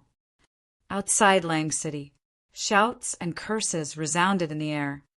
Long Qingyang, coward, come out and surrender. I'll give you 5 more minutes, or we'll break into the city. Listen up, brats of the family of generals. If you want to live, crawl out obediently, or you won't even know how you died. At that moment, the outskirts of Lang City had already been surrounded by 3 groups of people. Of these 3 groups, one was a swordsman with an imposing aura. He was from Sword Crafting City. One was a green-robed man with an arrogant demeanor, an expert from Green Willow Manor. The other group was much more eye-catching. This group of people had come on beasts, riding ferocious beasts like fire tigers and wolves, or standing on giant eagles and flying beasts. They looked majestic and were the troops of the Heavenly Beast sect. After so long, it's finally time to return to the Sacred Star Empire. Due to my personal reasons, this plot was delayed by 2 months. I haven't updated for so long that many of my brothers have forgotten about the relationships between the characters in front of me. I'll simply help my brothers recall the main characters, according to the order of appearance. Yi Yu, the first woman that the male protagonist had feelings for, was framed because of her. Yi Yao, Yi Yu's younger sister, the male protagonist's childhood sweetheart. She had always been in love with the male protagonist. On the night that the male protagonist was framed, his body underwent a huge change, and his eyes turned into the yin-yang Tai Chi diagram. Wei Qingfan, the first person to frame the male protagonist, was the young master of the Wei clan, and was defeated by the male protagonist in the Earth List battle. Wei Gang, the head of the Wei clan. After Wei Qingfan's death, he led people to hunt down the male protagonist. Huang Fuqing, Xia Qing, the princess of the Sacred Star Empire, the only female regent, had an ambiguous relationship with the male protagonist. Huang Fu Hao, the puppet emperor of the empire. Huang Fu Liang, the number 1 genius of the empire, was the leader of the Sacred Star team during the Heaven List battle during the Six Nations struggle. During the finals of the Heaven List battle, one of his arms was forcefully torn off by the male protagonist. After that, he assassinated Wei Qingfan and framed the male protagonist. Huang Fu Pingyan, the southern prince. During the Heaven List battle, he attacked the male protagonist. The Divine Empress, a ruthless woman who controlled the royal power, had half of her shoulder chopped off by the male protagonist. The Imperial Ancestor, the true ruler of the royal family.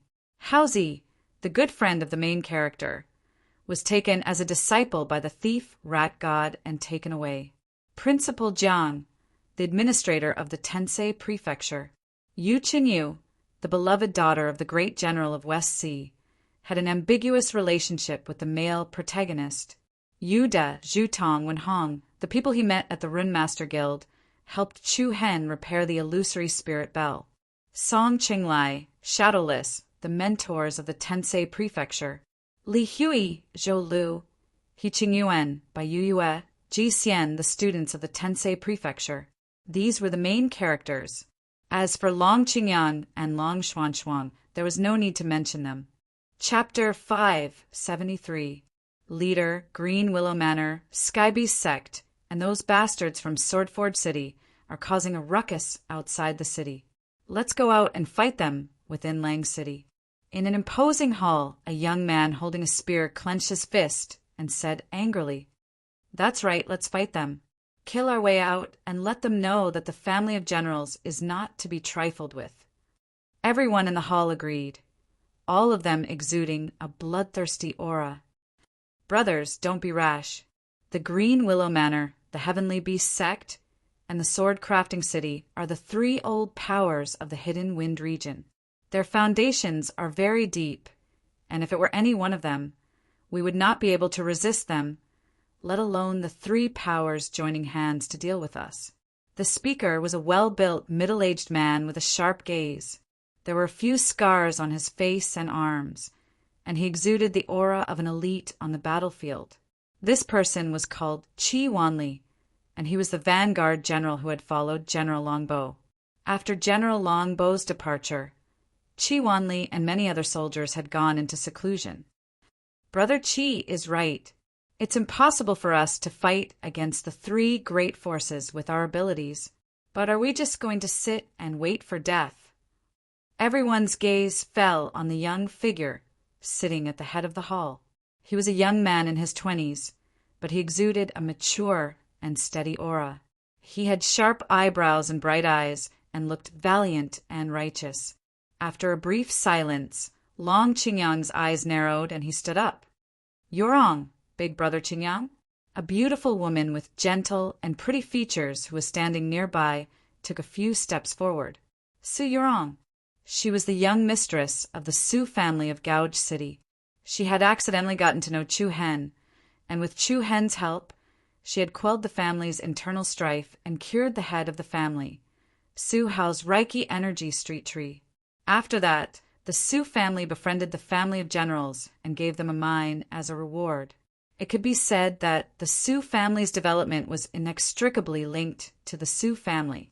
Long Qingyang looked at Su Yorong and said solemnly, Yorong, the Su family should not participate in this battle. Why? Su Yorong's expression changed. I need your help with something more important. Something more important? Su Yorong was slightly startled. Long Qingyang continued, Please help me escort the Long family through the waterway. What about you?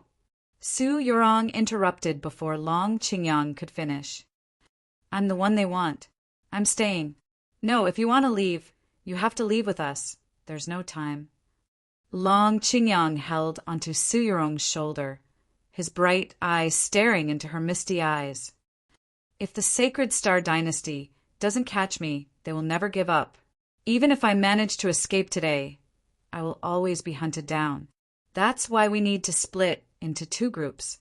You take the old and young in the city and leave first. I will lead the brothers to break out of the encirclement. No. Su Yorong shook her head vigorously, tears welling up in her eyes. I'll be fine. Long Qingyang laughed heartily. Don't you believe in my abilities? The other house of generals' brothers in the great hall could not help but fall silent when they saw this. Even though everyone knew that Long Qingyang was lying, no one said a word. Boom! Bang! Just then, an earth-shattering explosion sounded outside the city. What followed was an earth-shattering battle cry. Everyone's expression changed as a figure rushed in. Leader, it's bad. The three forces have started attacking the city. Long Qingyang's expression was still calm. Yorong, I'll leave the House of Generals to you. With that, Long Qingyang turned to the side, a powerful and domineering aura emanating from his body as he roared, Brothers of the House of Generals, listen up! Yes! Pass down my order. Kill our way out of the city. Let the weapons in our hands taste the blood of our enemies. Yes. Su Yorong looked sad as she watched Long Qingyang and his men rush out of the door. First miss, we don't have much time left. Don't let brother Qingyang down, an elder of the Su family advised. Su Yorong suppressed her sadness, biting her lip as a look of determination flashed across her eyes. Take the people and leave. I'll be back soon.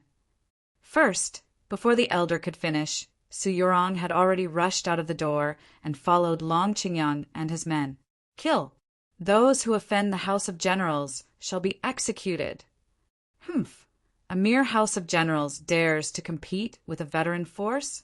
A grain of rice dares to compete with the sun and the moon? A bunch of fearless fools. Battle cries shook the heavens as fighting broke out. Blades flashed and swords flashed as ferocious beasts roared. At this moment, an intense battle had broken out both inside and outside of Lang City. Many members of the House of Generals clashed with the forces of the three forces. Streaks of sword shadows and spear radiance crisscrossed like auroras. Powerful and fierce martial skills clashed with each other like thunderclaps. Blood flowed everywhere, and severed limbs littered the ground. Green Willow Manor, Swordforge City, Celestial Beast Sect, any one of them was stronger than the House of Generals.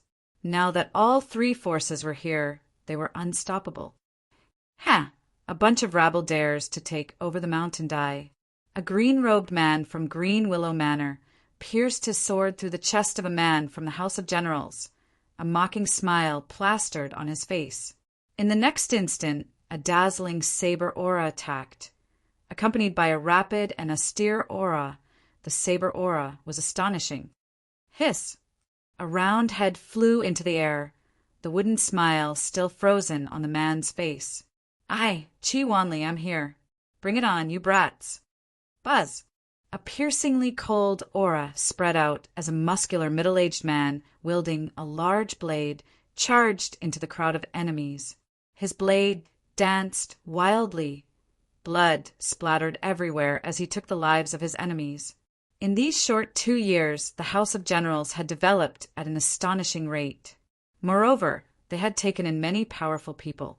The House of Generals attacked with all their might, but they were still extremely powerful. Even so, they could not stop the advance of the three forces. Soon, the three forces had reached the bottom of the city gates. A force like yours will take over in less than half a day. Demonic beast army, break into the city, roar! Screech! The Celestial Beast Sect, riding on beasts, was the most powerful. The cooperation between humans and beasts was unparalleled. The flaming tiger wolf let out a deafening roar and charged down like a raging sea, causing the family of generals to fall into disarray. Then dozens of giant eagles streaked across the sky and rose against the wind. They glided across the sky like arrows and rushed toward Lang City. Seeing that the city gates were about to be breached, the three forces were elated. However, at that moment, a powerful aura suddenly exploded from within Lang City. 9-Soul Dragon Seal. Roar! Along with the deafening roar of a ferocious beast, the silhouette of a dragon covered in white flames soared into the sky. Heaven and earth suddenly darkened, and the wind howled angrily. The ferocious silhouette of the dragon swept up a terrifying aura and charged into the group of giant eagles. Bang! In an instant, wherever the white silhouette of the dragon went, the giant eagles and the people on their backs were all turned into ashes. The scorching aura spread in all directions, and for a moment screams and wails were heard everywhere. Everyone from the three forces was shocked. A blurry figure flew over, and they saw a handsome young man standing on the city walls. Long Qingyang is here.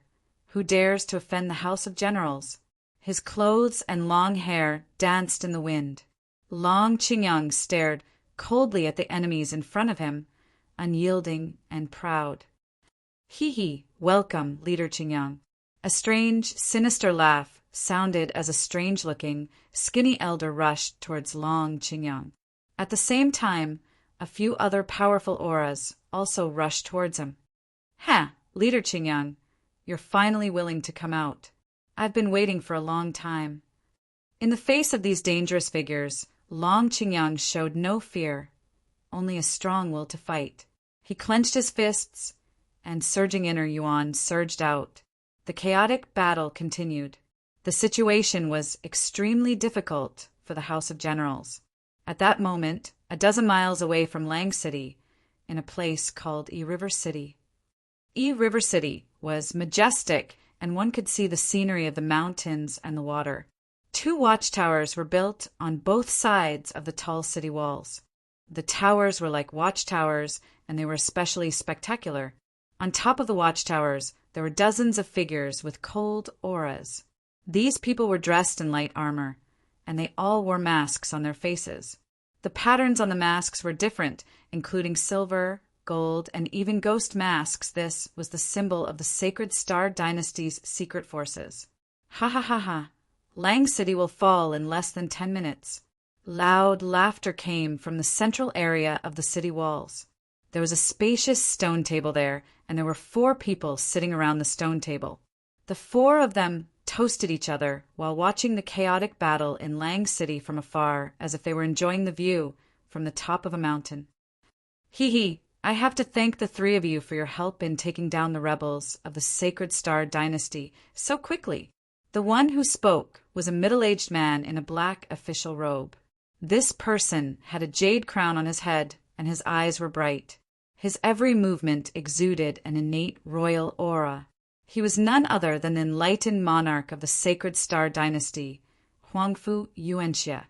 Huangfu Yuanxia was here, and the other 3 were Green Willow Manor's master, Haibu Wang, Sword Forge City's master, Pei Xiao, and Sky Beast Sect's master, Dongguahong. A mere family of generals actually required the combined efforts of 3 forces.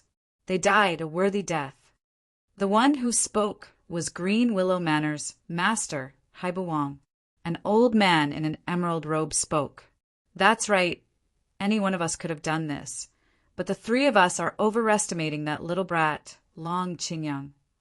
Sword Forge City's master, Pei Xiao, added. Huangfu Yuanxia smiled without saying a word, but he was cursing in his heart. These 3 old fellows had gotten what they wanted, and they were still pretending to be innocent. If it wasn't for the Windy Mist Dynasty's interference, he wouldn't have spent so much effort to rope in the 3 forces. After all, these old fellows from the Hidden Wind region were all sly old foxes. If Huangfu Yuanxia had only asked for help from one force, the Windy Mist Dynasty might have asked the other 2 forces to interfere. Therefore, Huangfu Yuanxia decided to go all out and meet all 3 forces at once, making them all stand on his side. Although it cost him a lot, the Windy Mist Dynasty wouldn't be able to interfere. By the way, I want that Long Qingyang alive, Huangfu Yuanxia said with a smile. Oh, Haibu Wang asked, slightly surprised. Why is that? Wouldn't killing him be the end of it all? You don't know. Long Qingyang is a serious criminal of the Sacred Star Dynasty, so I need to bring him back to the Imperial City for the Imperial Ancestor to deal with. I see. The few of them smiled and didn't say anything else. However, at this moment, a vigorous and powerful turbulence swept over. Everyone on the Yi River's city wall was shocked. Long Qingyang is definitely alive, but you're probably going to die.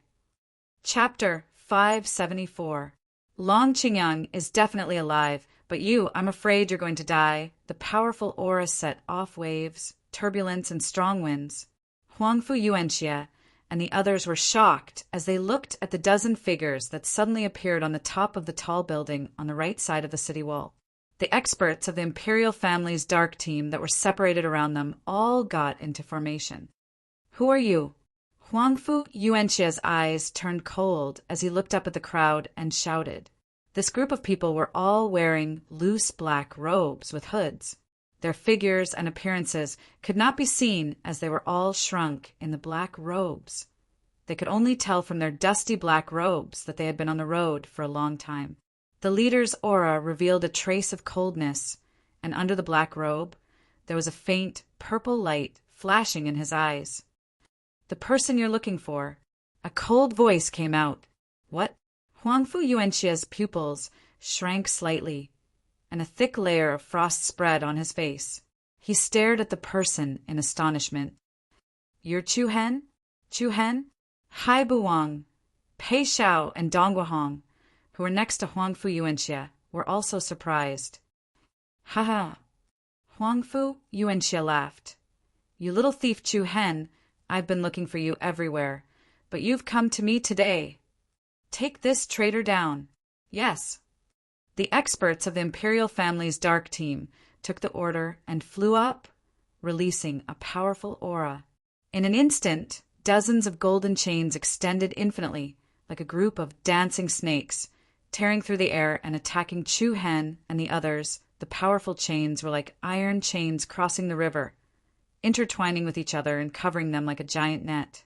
Lines of spirit patterns were like rays of light, gorgeous in the sky, with the power to lock the world. Humph, you couldn't catch me in the imperial capital back then, so you don't have the ability to do so today. Under the black robe, Chu Hen sneered. Then he made a grabbing motion in the air with his bare hands. Wang. The space trembled, and all the spiritual energy in the world gathered towards Chu Hen's palm. A burst of dazzling, silver starlight blossomed. In an instant, Chu Hen's entire body was enveloped in a dazzling and resplendent divine radiance, especially his left arm. It even seemed as if it had been soaked in the essence of the stars in the sky, and it seemed as if a casual movement of his arm possessed the power to move mountains and fill oceans. Alioth palm! Hum! With a shout, Chu Hen stretched out his palm. Wind and thunder roared, and a huge silver palm appeared in the air in front of Chu Hen. The silver palm was covered in white light patterns. It was sparkling and translucent like the hand of a god. Bang! The unstoppable giant palm came crashing down, shattering all the intertwined iron chains in the world. Then the huge silver palm set off a majestic aura like a mountain, crushing in front of the royal family's dark team. The huge black shadow was like a dark cloud covering the sky, and behind the masks there was a deep sense of fear. Hiss! Miserable screams resounded one after another as dozens of experts from the dark team were crushed into pieces by the giant silver hand. A strong destructive aura filled the air, and between heaven and earth, light patterns bloomed. What? Huangfu Yuanxie was shocked. How long had it been since they last met? The guy who was chased around the city by the dark team had actually become so terrifying. He was very suspicious. Could the person in front of him really be that Chu Hen? It's your turn. The calm and indifferent voice was like the judgment of the god of death. Huangfu Yuanxie's eyes turned fierce, and a fierce light appeared in his eyes. Don't get carried away, brat. As the #1 general of the Sacred Star Dynasty, Huangfu Yuanxie would not be scared so easily. Moreover, there were 3 experts, Hai Buwang, Pei Xiao, and Dong Guohong beside him. There was no reason for him to be afraid of the opponent. Boom! A powerful aura erupted from Huangfu Yuanxie's body like a volcano. He leaped into the air, and surging golden light swept and spread in all directions. 2 illusory dragon phantoms surrounded Huangfu Yuanxie's body, crowned with the aura of the dragon's soul. This Huangfu Yuanxie was a member of the royal family. The limit of the bloodline he possessed was the same as that of Huangfu Liang, which was the dragon's spirit profound body. Of course, compared to the previous Huangfu Liang, the cultivation and strength of this Huangfu Yuanxie was much stronger. Roar! A deep dragon roar resounded in all directions, and a majestic aura pressed down. However, almost at the same time, Chu Hen disappeared on the spot with a xiao sound, and the strong airflow caused his black robe to flutter. Chu Hen was actually rushing towards Huangfu Yuanxie head-on. In the process of moving, a cold, murderous aura was released from Chu Hen's body, and endless black light wantonly rose and spread. The next moment, the black light around Chu Hen's body was monstrous, and a dark phantom appeared behind him. This phantom's face was vague and strange, like a ferocious beast from the Azura Hell. 2 different colors of energy waves, one gold and one black, collided head-on, and a dense light pattern bloomed in the sky, stinging everyone's eyes. Buzz! The domineering black light that originated from Chu Hen's body was extremely penetrating, and it easily penetrated the golden true yuan light around Huangfu Yuanxie. What followed was the sound of something breaking through the air. A blurry black light shadow attacked Huangfu Yuanxie at an extremely fast speed, like a flying arrow that traveled thousands of years. Huangfu Yuanxie's pupils shrank violently, and his panicked face was obviously filled with fear. Hiss! The sound of a sharp weapon cutting through flesh was clearly heard, and the blurry black light shadow directly broke through the overlapping golden light and gently cut through Huangfu Yuanxie's neck. Hoo-hoo! The sound of blood spurting and being blown away by the wind was especially heavy. Below, Haibuwang, Pei Xiao, and Dongguahong all widened their eyes and turned pale with fright. In the eyes of the three, which were filled with intense horror, a round head was separated from Huangfu Yuanxie's shoulder, and the scarlet blood spurted 2 to 3 meters high. Whoosh! Chu Hen stopped like a ghost, leaving a series of after-images behind him. A black saber suddenly appeared in his hand, and a drop of blood slowly dripped down from it. Bang! A headless corpse fell from the sky, and the round head flew for dozens of meters before stopping. Above the city gate tower there was silence. A cool breeze blew past, and it was especially cold. Haibuwang, Pei Xiao, and Dongguahong were all dumbstruck on the spot. Isn't this unexpected event that occurred a little too shocking? In the blink of an eye, Huangfu Yuanxie's head was already separated from his body. He didn't even have time to call for help. Even though these three had been in the Hidden Wind region for decades and were used to all kinds of big scenes, the scene in front of them still sent chills down their spines. Do you know what to do? Under the black robe, a pair of calm eyes looked back at them. Chapter 575. Boom! Kill! Hee, you brats from the family of generals. You won't be able to hold on much longer. Surrender as soon as possible. Otherwise, we'll have to massacre the entire city. Hee. A chaotic battle broke out both inside and outside Lang City. Under the fierce attacks of the three factions, the family of generals was on the brink of complete defeat. Qi Wanli and the others were covered in injuries, while Long Qingyang was surrounded by 5 people. He was completely suppressed, unable to advance or retreat. Leader Qingyang, to be honest, I admire you for achieving so much at such a young age. It's a pity that you've offended someone you shouldn't have. I advise you to surrender so that you don't have to suffer. A skinny old man sneered as he attacked fiercely. Long Qingyang frowned. Cut the crap. A man of the Long family would rather die in battle than surrender. Is that so? Don't blame me then.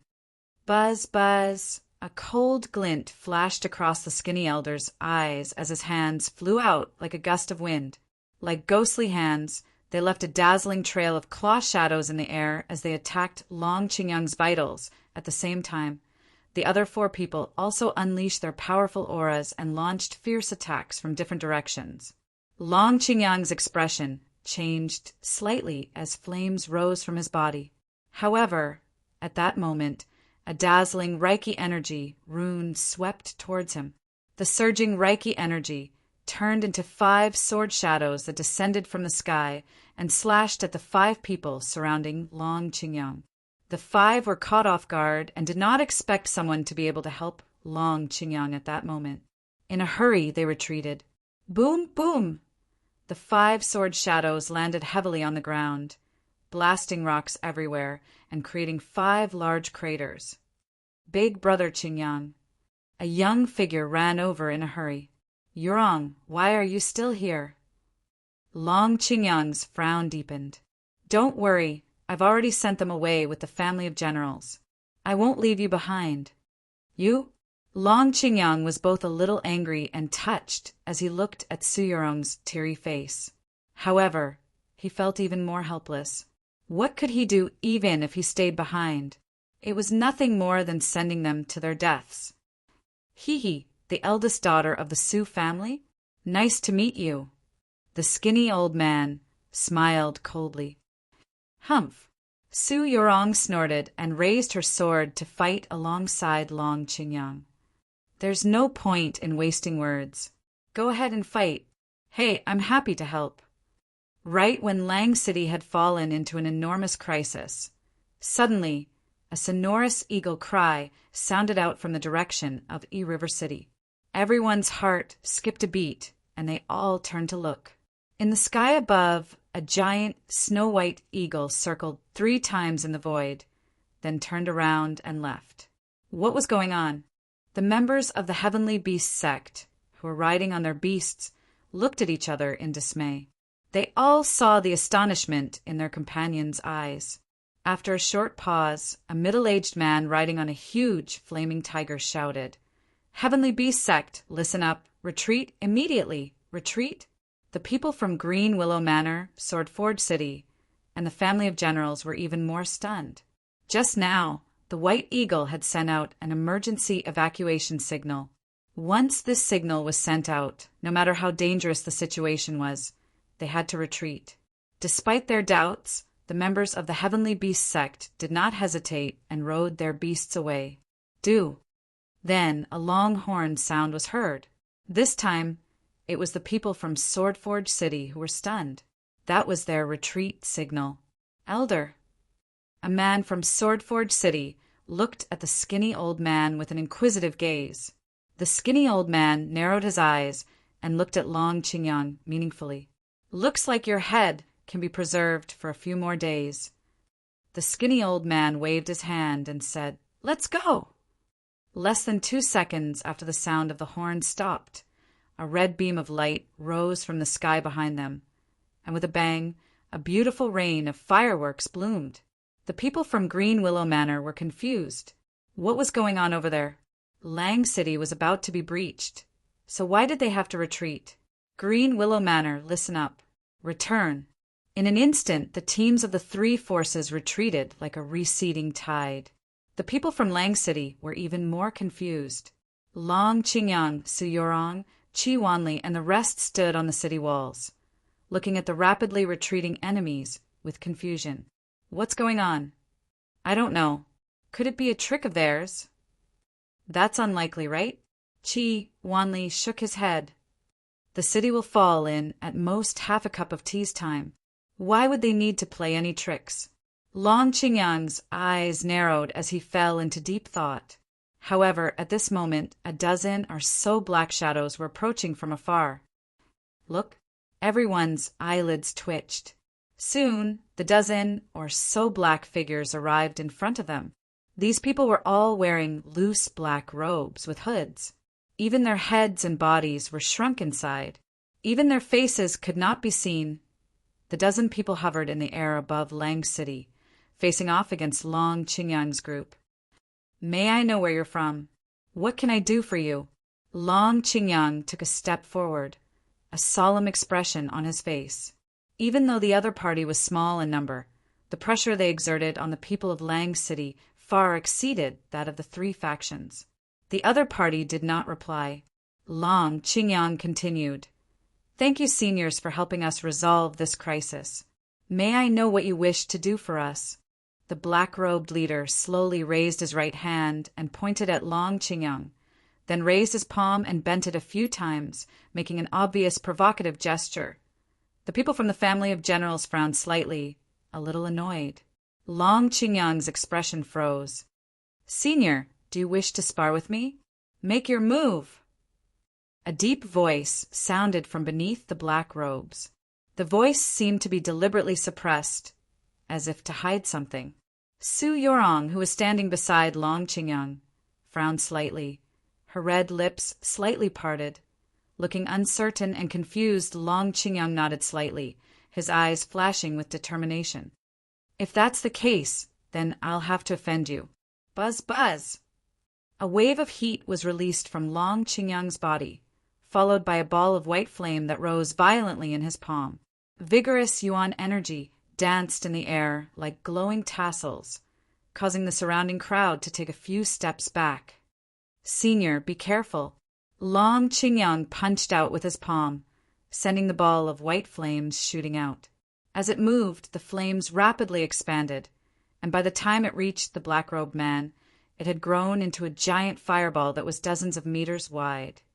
Bone flame, spirit fire. This was a heavenly flame that Long Qingyang had obtained back then, and its power was extraordinary and overbearing, far surpassing ordinary flames. In the eyes of the people from the family of generals, Long Qingyang's attack was extremely powerful and would definitely teach the other party a lesson. However, to everyone's shock, the giant fireball came to a stop 10 meters in front of the black-robed man. What? Long Qingyang's expression changed slightly. With a loud bang, the fireball exploded in the middle, turning into a rain of fire that filled the sky. As for the black-robed man, he stood there motionlessly. The power of the white fireball couldn't even touch his clothes. So powerful. On the other side, Qi Wanli's face was filled with shock. The black-robed man once again made a provocative gesture towards Long Qingyang, this time even more frivolous than before. Long Qingyang was a little annoyed, but not because of the repeated provocations, but because he couldn't even touch the other party's clothes. This was a huge blow to him. Buzz! Flames danced in Long Qingyang's eyes. With a wave of his left hand, a ball of white flame rose, and with a flick of his right hand, a blazing scarlet flame appeared. Mystical scarlet flames, bone flame, spirit fire. The mystical scarlet flames was something that Long Qingyang had obtained in the Seven Souls ancient kingdom during the Sky List War. With the power of these two heavenly flames, Long Qingyang's bloodline power was constantly growing. Has it already reached the mystic body bloodline limit? A low murmur came from under the black robe. The white bone flame spirit fire's heat was completely restrained, not leaking out. The mystical scarlet flames was like lava, its heat distorting the surrounding space.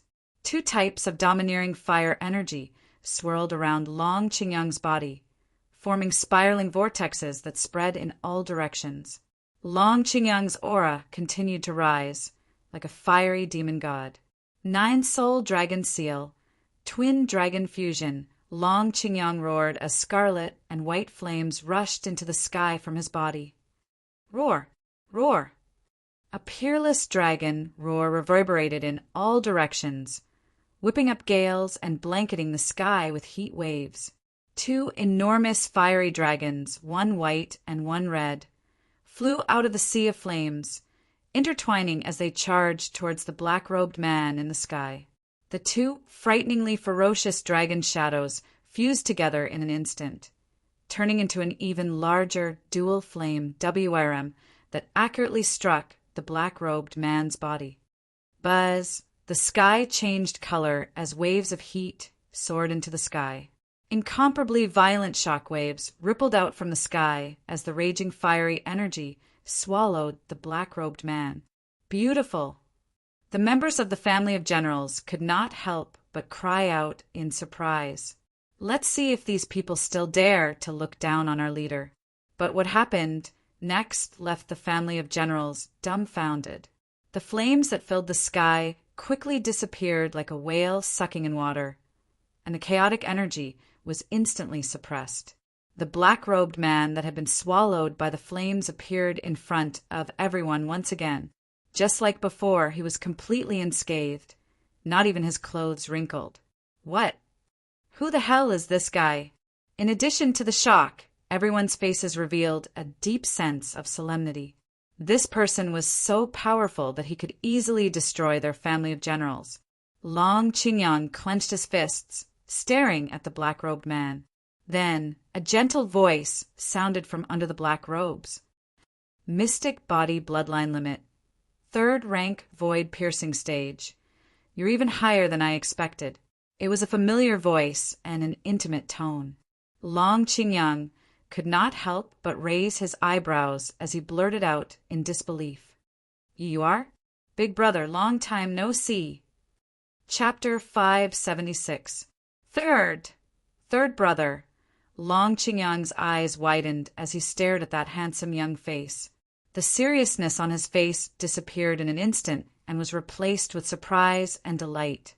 Su Yorong's red lips parted slightly in surprise. Chu Hen, young Master Hen, it's young Master Hen, the members of the House of Generals exclaimed. Their emotions had changed so quickly that it was as if they had jumped from a deep valley to a mountain peak. The surprise had come too quickly. Swoosh! Chu Hen was the first to descend and land in front of Long Qingyang and the others. Long Qingyang excitedly put his hand on Zhou Yuan's shoulder. Ha ha ha, you brat. You tested me the moment you arrived and embarrassed me in front of everyone.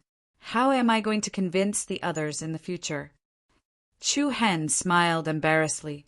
I was afraid that you wouldn't dare to use your full strength after knowing it was me. You're getting more and more naughty. If your second sister was here, how would she teach you a lesson? It's fine, second sister can't beat me. Ha! Long Qingyang laughed heartily, completely unbothered by Chu Hen's teasing. Brother Qingyang, how have you been? Qi Ting took off his black robe and greeted him politely. Oh, you're the one from the Boulder dynasty. Long Qingyang's eyes lit up. Ha ha! Brother Qingyang, you have a good memory. But I'm now with Chu Hen, so I'll have to call you Big Brother. Qi Ting smiled. The rest of the group revealed their faces as well. Long Qingyang was even more surprised to see a few familiar faces among them. Lady Mingshang, Instructor Shilan, Instructor Honglian, you're here too? Brother Qingyang, long time no see. Luo Mingshang smiled faintly. Shilan also nodded in acknowledgement. Big brother, let me introduce you. This is senior sister Yan Hanlu from the Thousand Crane sect. And these are Fuqin, Jishu, Huaxue, Nongqi, and Lu Qi from the Kunliu sect. You've met them before. The group greeted each other with a smile and a nod. Long Qingyang was even more astonished. He could naturally tell that these people were not ordinary. He didn't expect that Chu Hen would actually get to know so many young talents in just 2 years. It was really unexpected. Chu Hen, why didn't you inform us earlier that you were back? Are you trying to scare us to death? Suyurong walked up to him and patted him with slight dissatisfaction. Chu Hen smiled embarrassedly. I came in a hurry, so I didn't think too much. So you're saying that those people from the 3 major powers were all taken away by you? It's not enough to just drive away the 3 forces. If they can't take down the city today, that Huangfu Yuanxie will definitely think of other tricks. Qi Wanli said in a deep voice. Huangfu Yuanxie? Chu Hen smiled but said nothing. Qi Teng, who was behind him, grinned. Come, Brother Qingyang, this is a greeting gift for you. With that, Qi Teng waved his hand and a headless corpse appeared on the ground in a flash of white light. The round head spun twice before stopping at their feet. This is Huangfu Yuanxie. Hiss! Everyone couldn't help but suck in a breath of cold air. They were shocked once again. One fatal stab. Long Qingyang's eyes narrowed.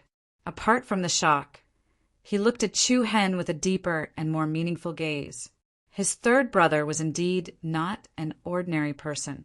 Looking at Huangfu Yuanxie's corpse, the members of the House of Generals gasped in shock. With this, the crisis that had been looming over them had been resolved. He could finally relax his tense nerves for the past few days. Third brother, take your friends to rest first. I'll look for you after I clean up the mess here, Long Qingyang said. After the chaotic battle, Lang City was in a mess. Broken limbs and bloody corpses were scattered all over the place. This was a huge blow to the House of Generals. If not for Chu Hen's timely arrival, Long Qingyang's hard work would have been for naught. Chu Hen nodded and did not say anything else. Night. The sky was filled with stars and Lang City was quiet. After the intense battle during the day, the members of the House of Generals welcomed a peaceful night. Third brother, we haven't had a drink in a long time. Let's drink to our heart's content tonight. Under the moonlight and flowers, on the stone table in the courtyard, a pot of fine wine and a few side dishes. Although they didn't look particularly exquisite, the 2 of them had a rare, relaxed, and joyful expression on their faces. Third brother, if your second sister knew how strong you've become, she would be very happy. Is she doing well in the Ice Xian sect? In Chu Hen's mind, a beautiful figure that was as cold as ice could not help but appear. Long Xuanchuang had always been an icy beauty. When they were young, Chu Hen had followed her around every day, but Long Xuanchuang did not like it when Chu Hen followed her around. Because of that, Long Xuanchuang had been beaten up many times, but the truth was that Long Xuanchuang's heart was exceptionally soft under that cold exterior. After not seeing her for so long, Chu Hen could not help but miss her. She's doing well. The Ice Xian sect leader has taken a liking to her talent and is preparing to take her in as a disciple. She sent a few letters asking about you, and I told her that you're doing well. Long Qingyang was a little tipsy from the alcohol, a look of longing on his face. Chu Hen could see the faint sadness in the other man's eyes. He knew that Long Qingyang missed Long Zhan, the family member who had left in a hurry without even saying goodbye. There were too many sudden changes in the world. The mountains did not move, the water flowed, the sky did not move, and the clouds did not move. Third brother, when do you plan to leave this time? Long Qingyang asked. Chu Hen was taken aback. Big brother, what's the matter? Long Qingyang shook his head. I want to move the family of generals away. Chu Hen frowned, immediately guessing what Long Qingyang was thinking. Although the crisis today had been resolved, the real crisis for the family of generals was still there. Once Huangfu Yuanxia died, the Sacred Star Empire would send a second one. Moreover, the next one would be even more powerful.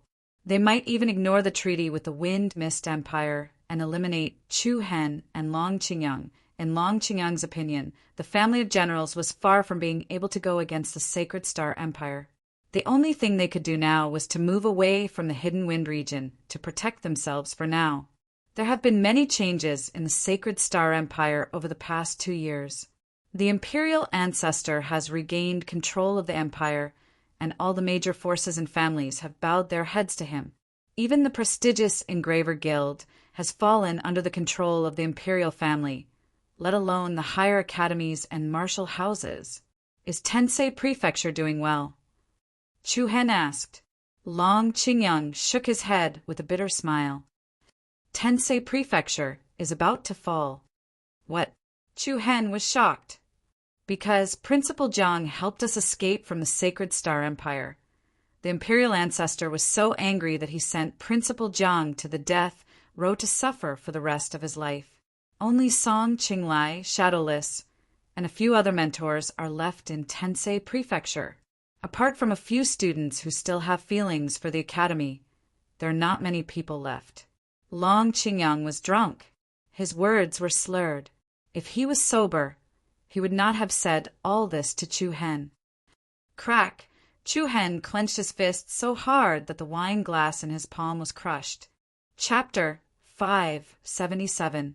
After sending the drunken Long Qingyang back to his room, Chu Hen quietly left the room. Although it was late at night, Chu Hen did not feel tired at all.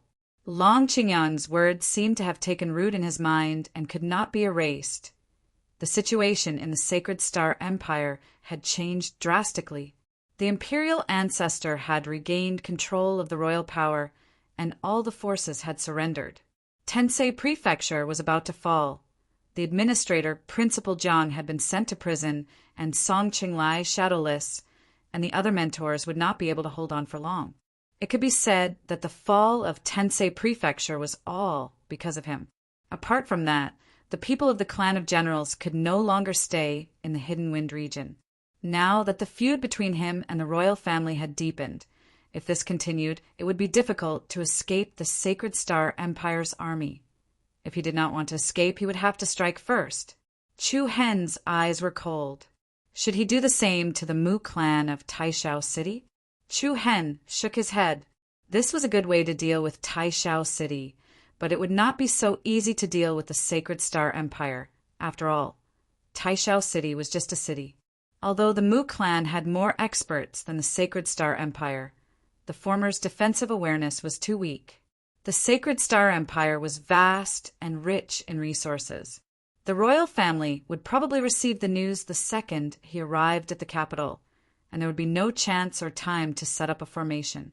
Moreover, since the Sacred Star Empire had already made a move against him, they must have already found out what he had done recently, as well as how he had taken down Taishao City. The capital was probably heavily guarded, and with the royal family on guard, it was almost impossible to invite them into the trap.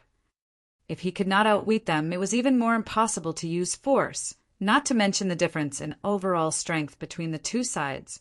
The imperial ancestor, who was at the 9th level of the void-piercing state, was enough to crush Chu Hen and the others, unless he could get the help of the demon Tuoba Shah. However, this was obviously unrealistic. When he took down Taishao City, Tuoba Shah had already returned the favor. Later on, he had even removed the threat of the Tsang clan in Moon City. Speaking of which, he still owed Tuoba Shah a favor, not to mention that he didn't know where Tuoba Shah was. Even if he could find him, Chu Hen wouldn't be able to open his mouth. Things seemed to have come to a dead end. There was no choice but to retreat. But what about Tensei Prefecture? What about Principal Jiang? The other party was implicated because of him. After returning to his room, Chu Hen's face darkened. He turned over and lay on the bed, his heart heavy. At this moment, he longed for power even more than usual. Suddenly, a strand of strange energy, fluctuation, spread out from Chu Hen's body. What followed was a deep voice. "Ha! It's just a dynasty, yet you're so worried. What a joke." Chu Hen was startled. He was stunned for a moment before he reacted. "You damn bird, you're still alive? Nonsense. I won't die even if you die." "Is that so?" "You're really amazing," Chu Hen retorted. The one who suddenly spoke was none other than the 1,000-year-old demon hidden in Chu Hen's body, the sacred wing heavenly flame sparrow. After leaving the Mang Mountain Forest and arriving at the Heavenly Sword Pavilion, the sacred wing heavenly flame sparrow wanted Chu Hen to fulfill his promise and share the bloodline power of the sacred demonic eye-body. Chu Hen didn't dare to rashly agree and decisively rejected the other party. This made the sacred wing heavenly flame sparrow very unhappy. From then on, it didn't say a word to Chu Hen. After such a long time had passed, Chu Hen had almost forgotten that there was still such a shocking giant demon hidden within his body. "What? Even at this time, you're still not willing to share the power of your demon eye with me?" "Don't bother me," Chu Hen replied coldly. "Humph, bastard. If it weren't for me, would you have broken through to the 4-star demon eye body? You humans are shameless and untrustworthy." Chu Hen didn't say anything. He couldn't be bothered with the other party. The sacred wing, heavenly flame sparrow, didn't give up. "Humph. Don't think that you'll be at a disadvantage. To be honest, you only have a powerful bloodline, but you lack a guide. Once you share the power of the bloodline with me, our benefits will be interdependent. As my strength grows, your bloodline will also grow stronger. Do you understand?" The other party used both hard and soft tactics. Chu Hen still didn't answer. In the darkness, his eyes surged with a deep intent. Another period of silence. Both sides did not speak again. After a long time, Chu Hen said in a gentle tone, "I have a condition." "Speak." The sacred wing, heavenly flame, sparrow replied. "I need to greatly increase my cultivation in the shortest time possible. Can you do it?" "Simple." However, the sacred wing, heavenly flame, sparrow paused for a moment, then said with a mocking smile, "I was tricked by you last time, so you must first share the power of the sacred demon eye-body with me. Only then will I give you power." Chu Hen's expression was very calm, and he did not bargain with him. "Let's begin. I've been waiting for a long time." The sacred wing, heavenly flame sparrow replied, a hint of excitement in its voice. Immediately, Chu Hen got up and sat on the bed. After taking a deep breath, Chu Hen's eyes flashed with determination. Then he closed his eyes and entered a state of cultivation. Buzz, buzz soon. Chu Hen's divine sense merged into his Dantian's sea of qi. Then his consciousness space quickly became clear, and Chu Hen entered a dark, hazy, and strange space. In the sky of this space, a pair of huge purple eyes floated. A huge pressure spread in all directions. It was like the eyes of an ancient demon god. In the depths of the eyes, there were 4 black dots. Its aura was cold, like an emperor looking down on the world. The power of the 4-star demon eye was enough to crush most of the mystic body bloodline limits that had evolved to their strongest state: 5 stars, 6 stars, 7 stars, 8 stars, and even 9 stars. What kind of terrifying power did it contain? Chu Hen's heart was full of yearning and anticipation. "Come out." Chu Hen replied coldly. Screech! As soon as he said that, a loud bird cry rang out in Chu Hen's mind. Along with a dazzling rainbow light, a shocking demon beast that looked down on the world appeared under the huge purple eyes. The sacred wing heavenly flame sparrow's entire body was covered in red feathers that were as clear as jade. Its pair of wings flickered with 7-colored light, dazzling and peerless. Then, under Chu Hen's control, the demon eye hovering in the sky burst out with a dense purple light. Endless purple light poured down like divine light and fell on the sacred wing, heavenly flame sparrow. The latter let out a startled cry and flapped its wings, sweeping up layers of heat waves as it rushed toward the pair of demon eyes. Rumble! At this moment, dark clouds churned in the sky. It was like the beginning of the primal chaos, with winds swirling around the clouds. Then, an incomparably huge black phantom appeared behind the demon eye. In an instant, a majestic mountain-like pressure pressed down, and at the same time, a dense and domineering black light spilled out, attacking the sacred wing heavenly flame sparrow. The sacred wing heavenly flame sparrow's cold eyes turned slightly cold, as if it was dissatisfied. "What do you mean?" Chu Hen did not answer. With a thought, he withdrew the chaotic power. The huge space trembled, and the powerful black light quickly retreated. The huge black shadow that appeared behind the demonic eye once again hid itself and then disappeared. The caution in the sacred wing, heavenly flame, sparrow's eyes finally disappeared. At the same time, its body shone brightly, releasing demonic power that merged with the demon eye's bloodline power. Just as the sacred wing, heavenly flame sparrow had said, the demon eye's sacred body's power could merge with the sacred wing, heavenly flame sparrow's demonic power. There was not much repulsion between the two.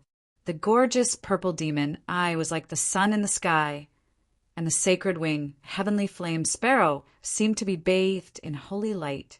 Chapter 578. The hazy world was shrouded in an endless 7-colored brilliance. The entire space seemed to be shrouded in colorful, auspicious clouds. Gorgeous patterns of light intertwined with the purple light. Under Chu Hen's control, the power of the demon pupil's sacred body continuously fused with the sacred winged, heavenly flame bird's demonic energy. After an unknown amount of time, a loud bird cry resounded in Chu Hen's consciousness space. The world spun and the stars shifted. The endless, multicolored light became extremely restless. It was as if the sea was churning and a storm was howling. The multicolored light formed a huge energy whirlpool, rumble. Violent turbulence swept through Chu Hen's body like a hurricane, and waves of violent energy flowed through his body. Then, a blurry figure gradually appeared in the energy whirlpool. It was a blurry figure enveloped in a dazzling 7-colored sacred light. Chu Hen could only see the figure's back, and it was a blurry figure at that. Even so, that back gave Chu Hen an aura of peerless elegance and untainted by dust and smoke. At that moment, the figure suddenly turned around. Chu Hen instantly saw a pair of eyes. It was a pair of amber-colored, glass-like eyes. They exuded a limitless charm that made people feel as if they were looking at them for 10,000 years. For some reason, Chu Hen's heart suddenly trembled. It was as if his heartstrings were gently plucked by an invisible hand. Just as Chu Hen composed himself and prepared to take a closer look at the figure, he heard a loud and clear bird cry. A rainbow-colored sacred sparrow, which emitted an aura that looked down on all living things, swooped down from the endless energy whirlpool, intimidating heaven and earth. Rumble! Heavenly thunder rumbled and light rained down. The huge energy whirlpool quickly surged toward the sacred winged, heavenly flame bird. Soon, the chaotic space gradually calmed down. Under the huge, purple demonic eyes, a multicolored sacred sparrow spread its wings and flew. Behind it, a beautiful, illusory shadow was left behind, like a rainbow bridge after the rain. The pair of demonic eyes were like two bright suns and stars on the rainbow bridge. The purple demon eyes and the sacred winged, heavenly flame sparrow seemed to be connected by mysterious runes that were almost transparent. These runes and secret scrolls were like a dozen illusory chains, connecting the two together.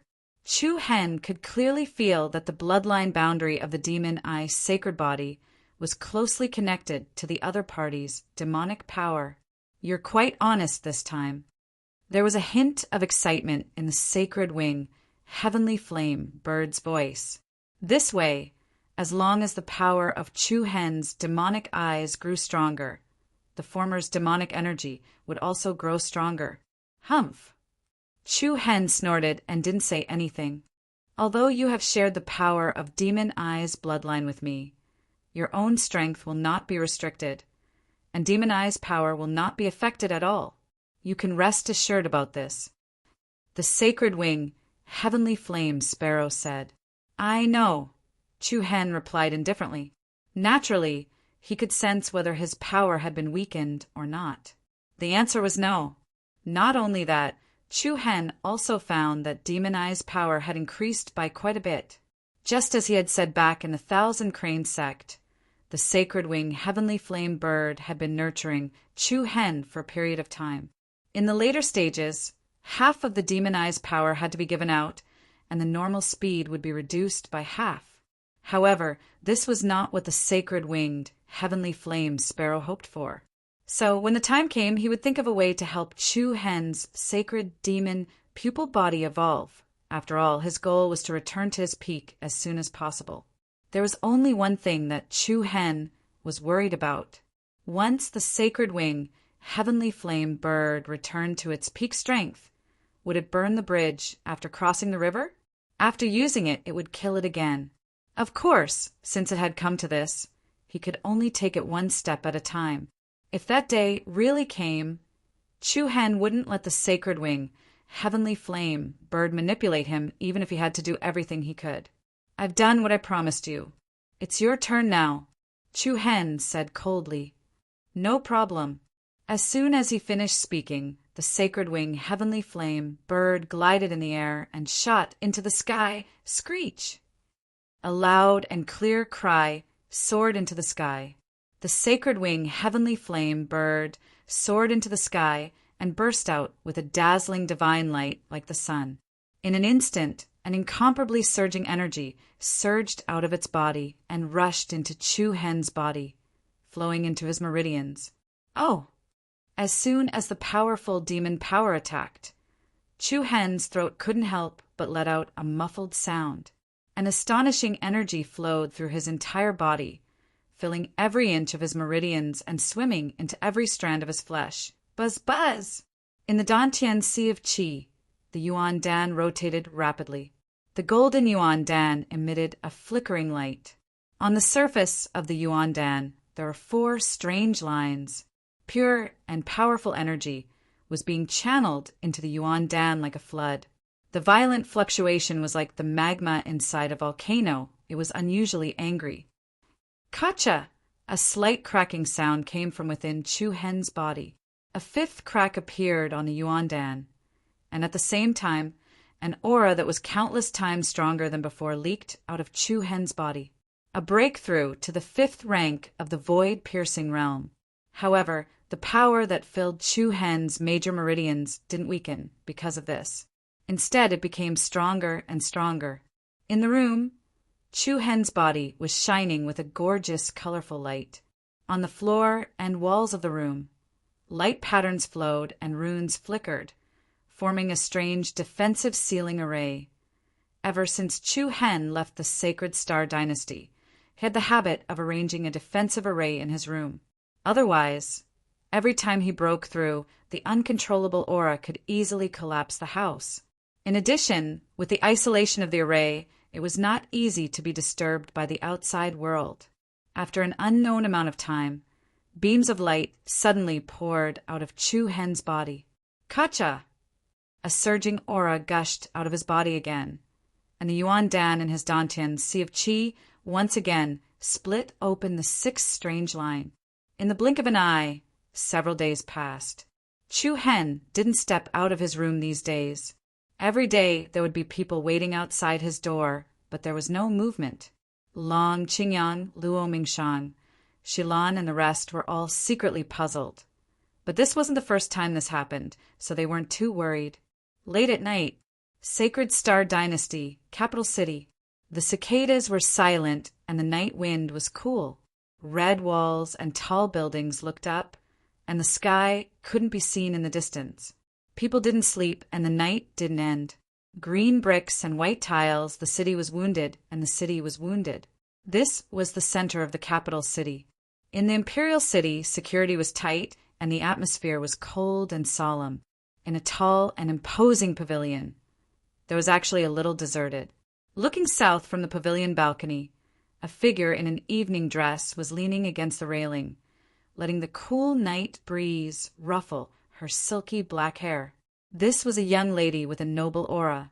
Her exquisite face revealed an inherent elegance and grace. She was the royal sister of the Sacred Star Dynasty's emperor, and also the first female regent in history. However, at this moment, there was a trace of unbearable sadness in her moon-like eyes. Royal sister! At this moment, a questioning voice came along with the sound of footsteps. Huang Fuqing looked up slightly, and then a young man less than 20 years old walked out of the pavilion. This person was none other than the emperor of the Sacred Star Dynasty, Huang Fu Hao. Why are you here? Huang Fuqing smiled slightly. You haven't been to the morning court for more than a month, so I came to see you. Huang Fu Hao had always called himself I in front of her, not emperor. What does it matter if I go or not? Isn't the capital city fine now? No. Huang Fu Hao rejected directly. None of the civil and military officials in the court look at me. They only have eyes for the imperial ancestor. Huang Fuqing still only smiled. She was already used to it. In the past it was the divine empress, and now it was the imperial ancestor. It didn't seem any different. The only difference was that the imperial ancestor had become more ruthless after regaining power. Anyone who disobeyed him would end up in a miserable state. Royal sister, you haven't told me why you haven't been to the morning court these days. To be honest, I'm a little scared without you by my side. Because I thought of someone. Huang Fuqing said slowly. Her beautiful eyes turned to the hazy horizon in the distance, and her slightly frowning eyebrows showed a trace of shallow thought. That scene from 2 years ago was still lingering in her memory, and she couldn't forget it. The capital city was in a great change, and it caused a great disturbance. That young man's eyes were red with anger, and he was going to kill the divine empress. Huang Fuqing clearly remembered the angry roar of that young man before he escaped from the capital city. If I, Chu Hen, don't destroy your Sacred Star Dynasty, I swear I'm not a man.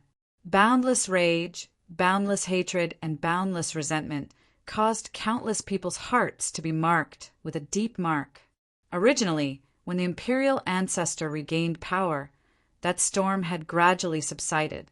Huang Fuqing buried that figure deep in her heart and didn't touch it anymore. She only sighed with emotion occasionally. However, for some reason, Huang Fuqing's mind was not calm recently. She always felt that something was going to happen. Last night, in her dream, she dreamed that a young man holding a black saber was looking at her from afar, and behind him there was a pair of strange purple eyes. The cold aura made it difficult for people to approach. That pair of eyes was full of endless hatred. Chapter 579. Meteors streaked across the sky, short and hasty. On the Jade Tower, Huang Fuqing unknowingly fell into the past. Is he coming back? The young figure kept appearing in Huang Fuqing's mind. She sighed softly. Her delicate face outlined a beautiful arc in the hazy night.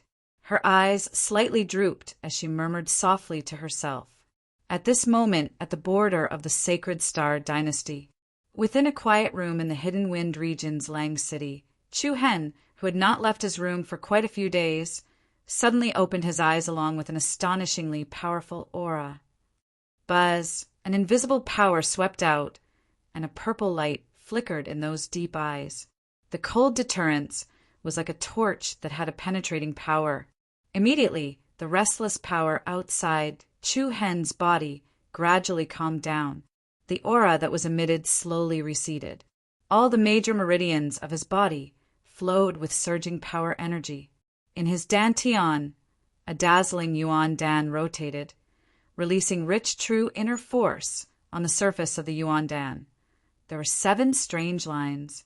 These 7 vein patterns shone brightly as if they were ancient runes. Vigorous true inner force constantly overflowed from them.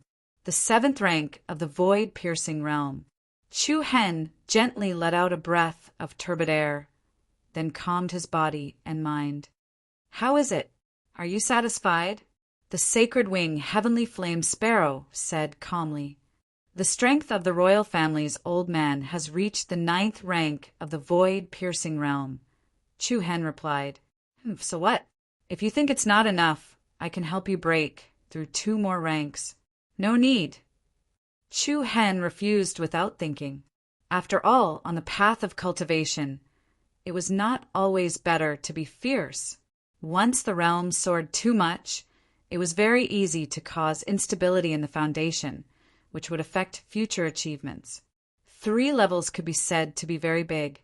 If he soared to the 9th rank in one go, it was equivalent to crossing 5 levels, and there would definitely be a situation where the true inner force was unstable. Although the imperial ancestor's cultivation was only a step away from the profound world realm. However, Chu Hen possessed 2 great bloodline boundaries and many trump cards, so there was no need to be afraid of him in a head-on confrontation. What the royal ancestor cultivated was the 7-star scripture, and what Chu Hen cultivated was also this scripture. Even if Zhang Xian didn't have absolute confidence in defeating the other party, it wouldn't be easy for the other party to take him down. "Humph, old man, your good days of riding roughshod over others are coming to an end." Chu Hen's eyes turned cold, and his slightly thin face faintly revealed a bit of ruthlessness. Early in the morning. Creak! The moment Chu Hen opened the door, a gust of fresh air blew into his face. At the same time, a familiar and beautiful face appeared before his eyes. "You're finally willing to come out?" Chu Hen faintly smiled. "Have you always been guarding me here?" "No." Luo Mingshang raised her eyebrows and pretended to be careless. "I just walked here. I guess you'll come out today." Chu Hen smiled, and a little gentleness appeared in his eyes. "You guessed it right. Of course, don't you know who I am? Wait." Luo Mingshang suddenly froze and stared at the other party with confusion. "You broke through again?" Chu Hen nodded. Luo Mingshang was surprised, and she could vaguely feel that the true inner force in Chu Hen's body was obviously stronger than her own. In other words, the other party's cultivation had reached the 6th rank of the void-piercing realm. "Tell me honestly, what have you been doing these days?" Luo Mingshang approached Chu Hen and asked. "Okay, I'll explain it to you later." Chu Hen held the other party's lily-white hand and went straight out of the courtyard. "I'll go find Big Brother first." About half an hour later, the meeting hall of the general clan. Shilan, Qi Tang, Yan Hanlu, Fu Qin, and the others arrived one after another. "General Qi, where's Big Brother?" Chu Hen asked Qi Wanli beside him. Qi Wanli was just about to answer when a series of hurried footsteps came from the door, followed by several people walking in. "I'm here." Long Qingyang's voice was heard, and then he said, "Third brother, look who's here." Oh, Chu Hen was startled at first, But when he looked over, he saw a middle-aged man in his 40s standing between Long Qingyang and Su Yurong. The man had quite an imposing manner, and his body faintly revealed a vigorous Reiki energy fluctuation. Patriarch Su. Chu Hen's eyes lit up as he blurted out. The person who came was none other than the patriarch of Gouge City's Su family, and also Su Yurong's father. "Ha, Brother Chu Hen, how have you been?" Su Hao cupped his fists and laughed heartily. Chu Hen cupped his fists in return. "Long time no see, Patriarch Su, you're getting more and more energetic. Congratulations." "It's all thanks to you, Brother Chu Hen, that I'm where I am today. When I heard that you'd returned a few days ago, I immediately rushed over to Lang City. I'm very relieved to see you again," Su Hao said with some emotion. He was truly grateful to Chu Hen. This was evident from the fact that the other had sent people to help the family of generals, despite offending the 3 major factions of the Hidden Wind region. This was the kind of person that was worth befriending. "Third brother, Patriarch Su has been waiting here for a few days," Long Qingyang said. Chu Hen cupped his fists apologetically. "I had something to attend to at the last minute, so I've delayed Patriarch Su's time. Please forgive me." "There's no need to be so polite," Su Hao waved his hand. Long Qingyang continued. "Third brother, I've already discussed with Patriarch Su. In half a month, we'll move the family of generals to Ganxia City in the Misty Wind Empire." Everyone looked at Chu Hen. Su Hao nodded as well. "I have quite a few friends in the Evil Gone City, and I've already informed them about it. Moreover, Ganxia City is located in the Misty Wind Empire, so the Sacred Star Empire won't dare to attack." However, Chu Hen's expression did not change in the slightest. Then he said, "Why do we need to leave?" "But staying here isn't a long-term solution," Long Qingyang said. "No matter where we stay, it's not a long-term solution. The only long-term solution is to break into the Imperial City, invade the Sacred Star Empire, kill our enemies, kill the traitors, launch a counterattack, and destroy the Imperial City in one fell swoop." A few words came out of Chu Hen's mouth, but clearly everyone's expression changed. However, Luo Mengshan, Shi Lan, Yan Hanlu, Qi Teng, and the others all looked determined. To them, it was normal for Chu Hen to make such a decision. "Are you crazy? That's an empire we're talking about." Su Yurong couldn't help but exclaim, "So what if it's an empire?" Chu Hen glanced at them coldly, his invisible, domineering aura causing everyone's hearts to tremble. "We'll be the ones to send them to their graves." A wave of cold air filled the hall. Everyone's gaze firmly stared at Chu Hen's face. His face did not have the slightest bit of a joking expression. There was only a look of righteousness and determination. "When do we leave?" Long Qingyang asked. Qi Wanli and Su Yurong looked at Long Qingyang in shock. He didn't even have the slightest doubt. He agreed to Chu Hen's request just like that. Chu Hen and Long Qingyang's eyes met, and the 2 brothers smiled at each other. Sometimes trust was that simple. "Haha, it's time for another big fight." Qi Teng rubbed his palms, his knuckles cracking. "Just tell me what resources you need. I'll go back to the Boulder Empire to get them." "Me too, the Misty Wind Empire is nearby," Lu Qi said. "I don't need anything." Chu Hen nodded slightly, his torch-like eyes sweeping across everyone in the hall. "Ordinary troops won't be of much use. This time, I need true martial arts experts." "True martial arts experts?" Everyone was stunned again. Su Hao continued, "Brother Chu Hen, the Su family is willing to go all out." "Thank you, family head Su." Chu Hen nodded gratefully. "Even so, it's still difficult to go against the Sacred Star Empire." Qi Wanli was a little doubtful. He had fought alongside General Long Bo for 20 years, so he knew very well how many generals and experts the Sacred Star Empire had. They couldn't compare to them. Chu Hen's eyelids twitched, and his lips curled up slightly. Chapter 580. Who are you? Who dares to trespass on Green Willow Manor? Could it be that you're tired of living? Outside a luxurious manor, green willows formed a shade, and water blended with the sky and the water. It was a rare and beautiful place.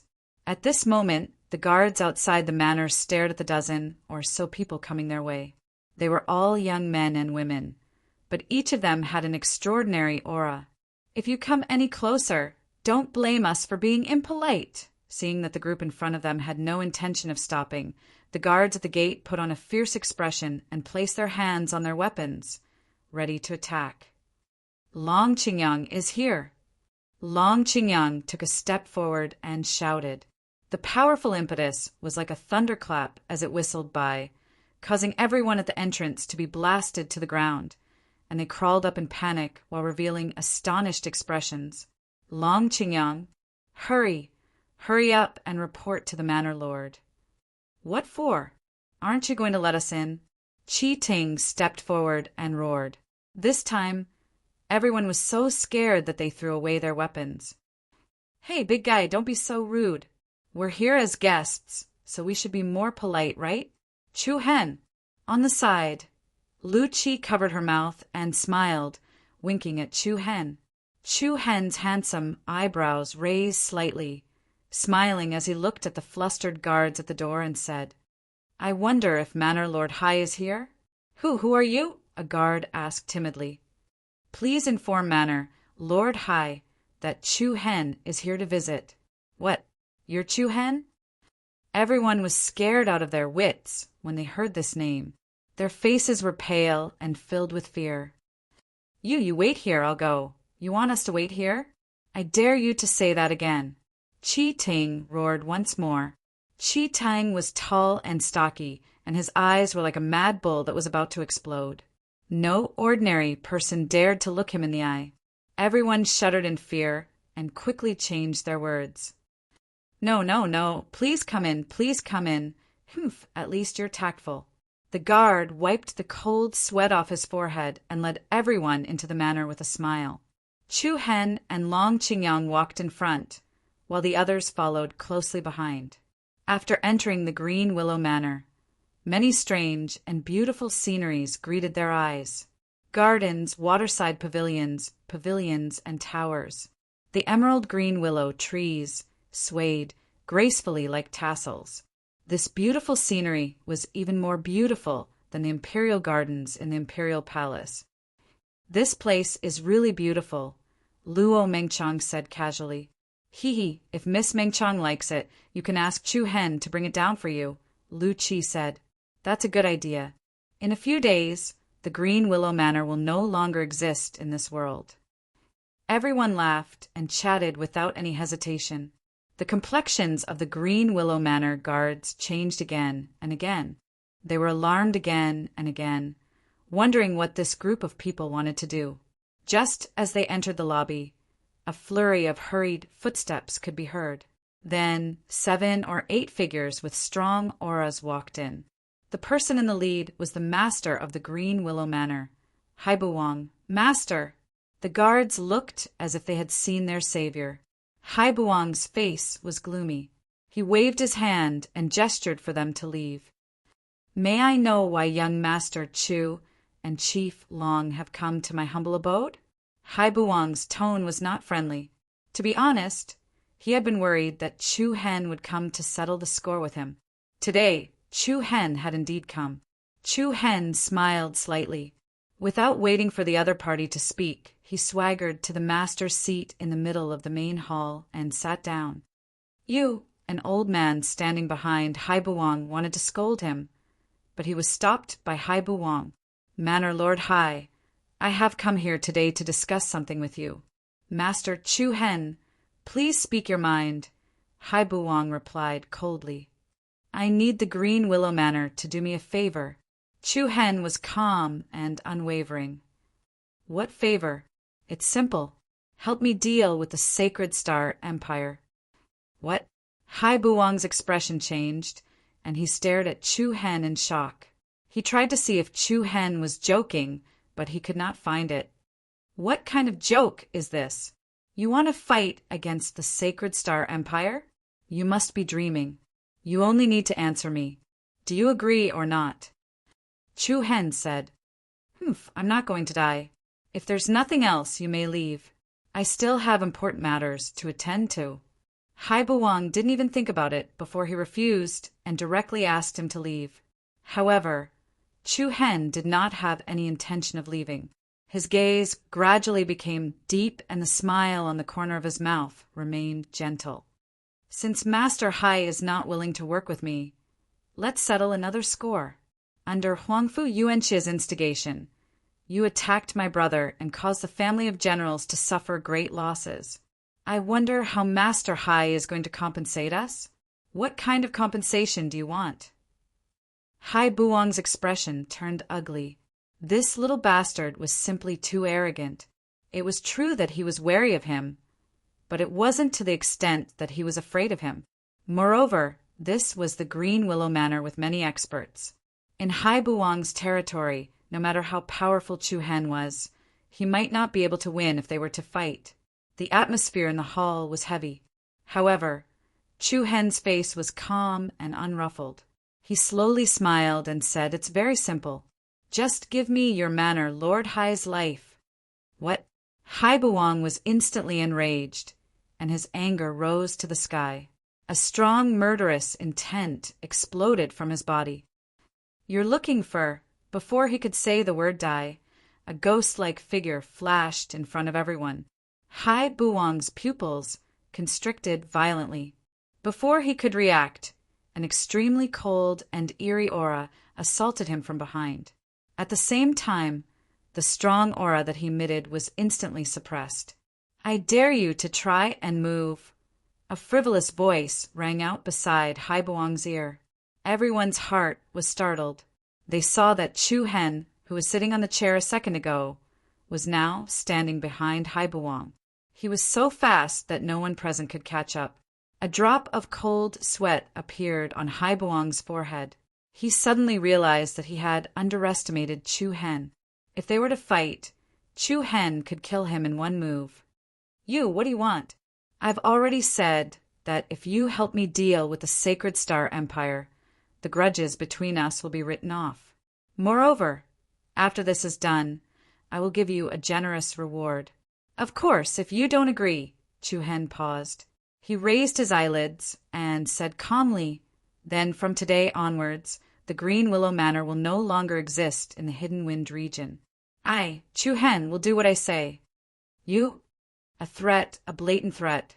The expressions of Hai Buwang and the experts of the Green Willow Manor changed again and again. This person was so young, but they did not expect him to be so ruthless. "Why should I believe you?" "I can't promise you anything, but I can be sure that the person at the front will definitely be me. Chu Hen." His casual tone revealed his confidence that could not be concealed. Hai Buwang took a deep breath, closed his eyes, and then opened them again. "All right, I promise you." Thank you, Manor Master Hai." As soon as he finished speaking, Chu Hen lightly patted Hai Buwang's shoulder.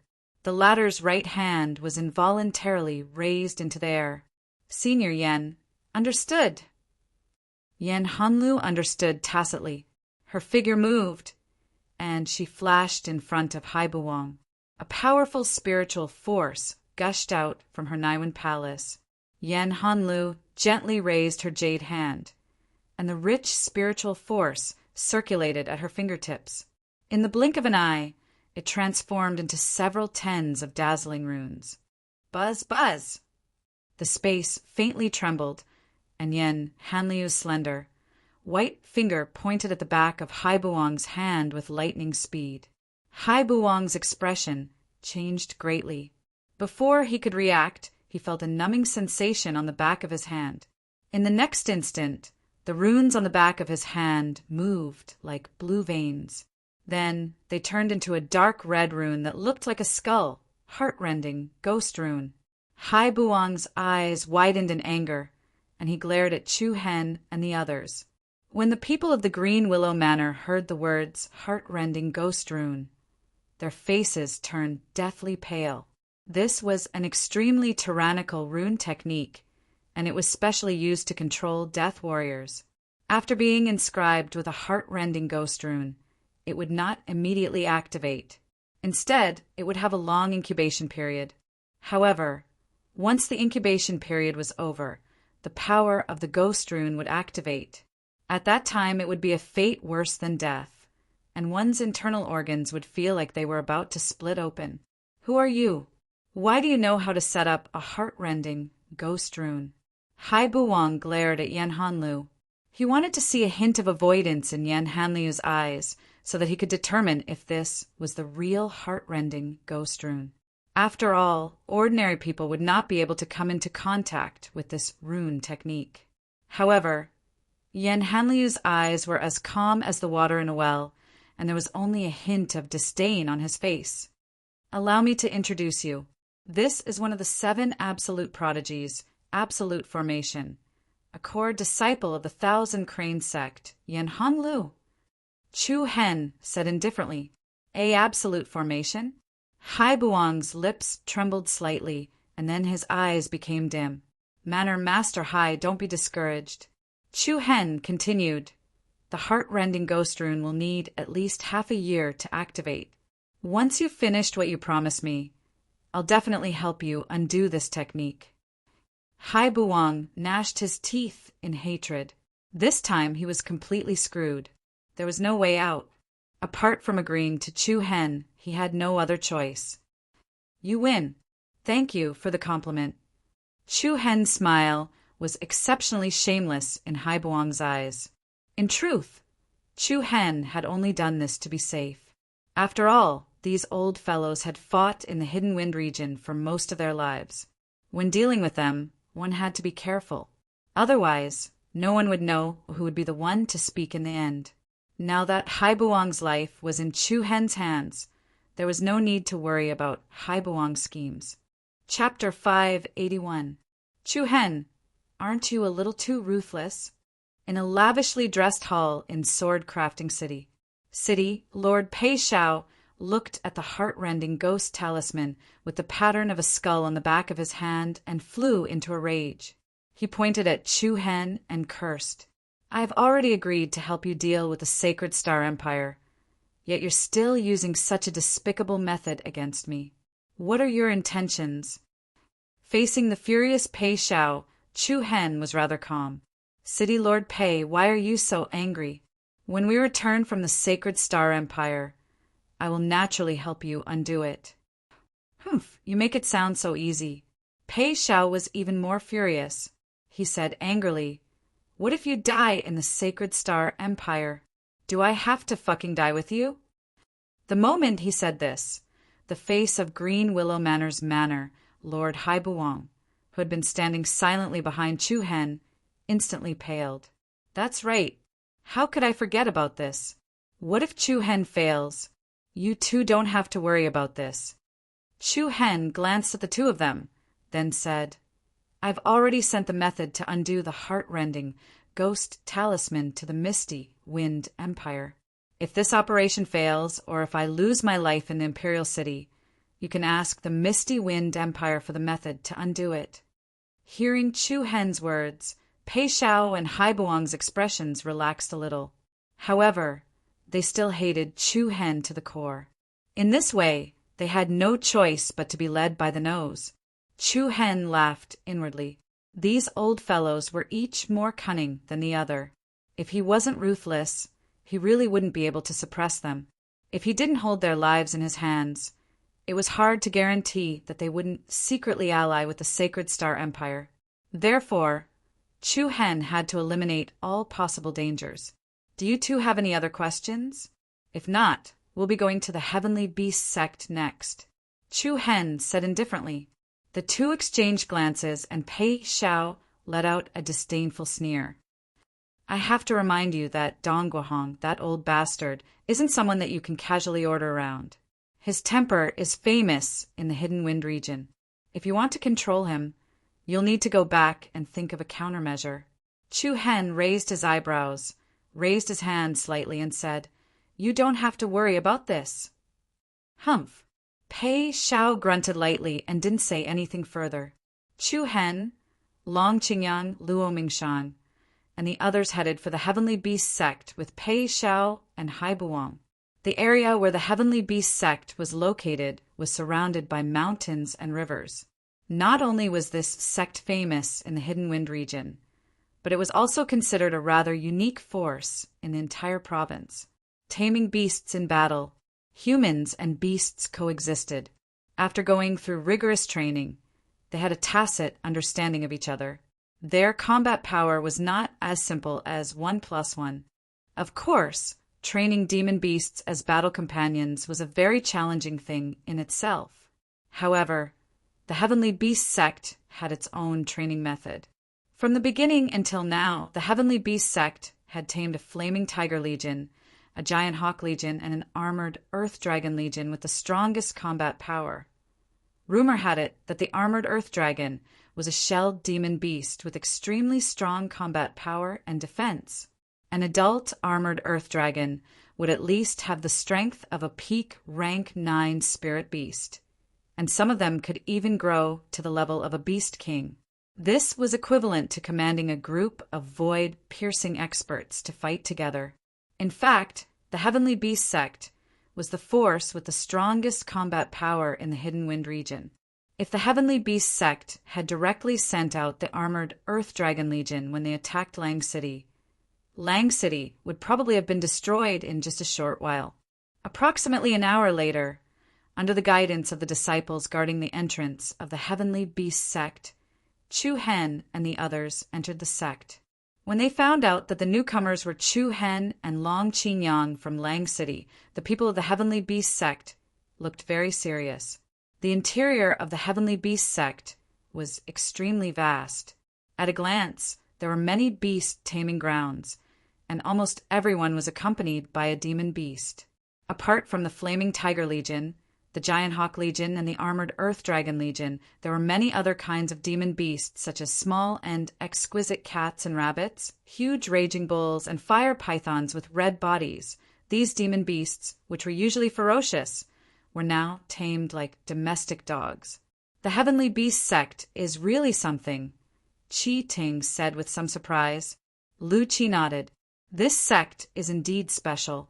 If they're given a certain amount of time to develop, there's a high chance they'll make a name for themselves.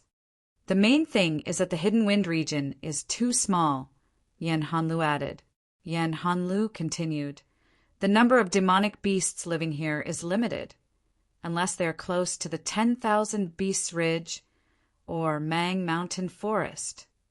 Then the Heavenly Beast sect might not be able to become a first-rate force one day. Everyone had a very high opinion of the Heavenly Beast sect. After all, there were very few people who could train demon beasts to the point of being extremely close to humans.